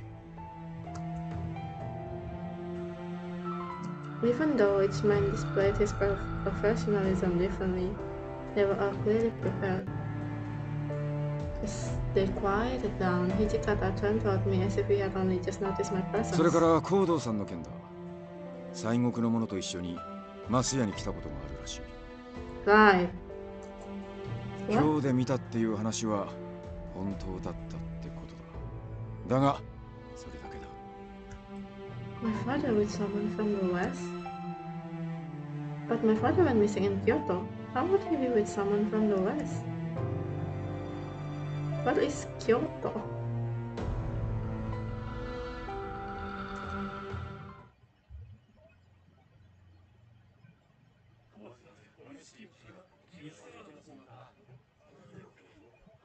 Preparation for the raid began immediately. Within moments, the compound was like a beehive, with soldiers and officers running back and forth. Oke, sebelum raid,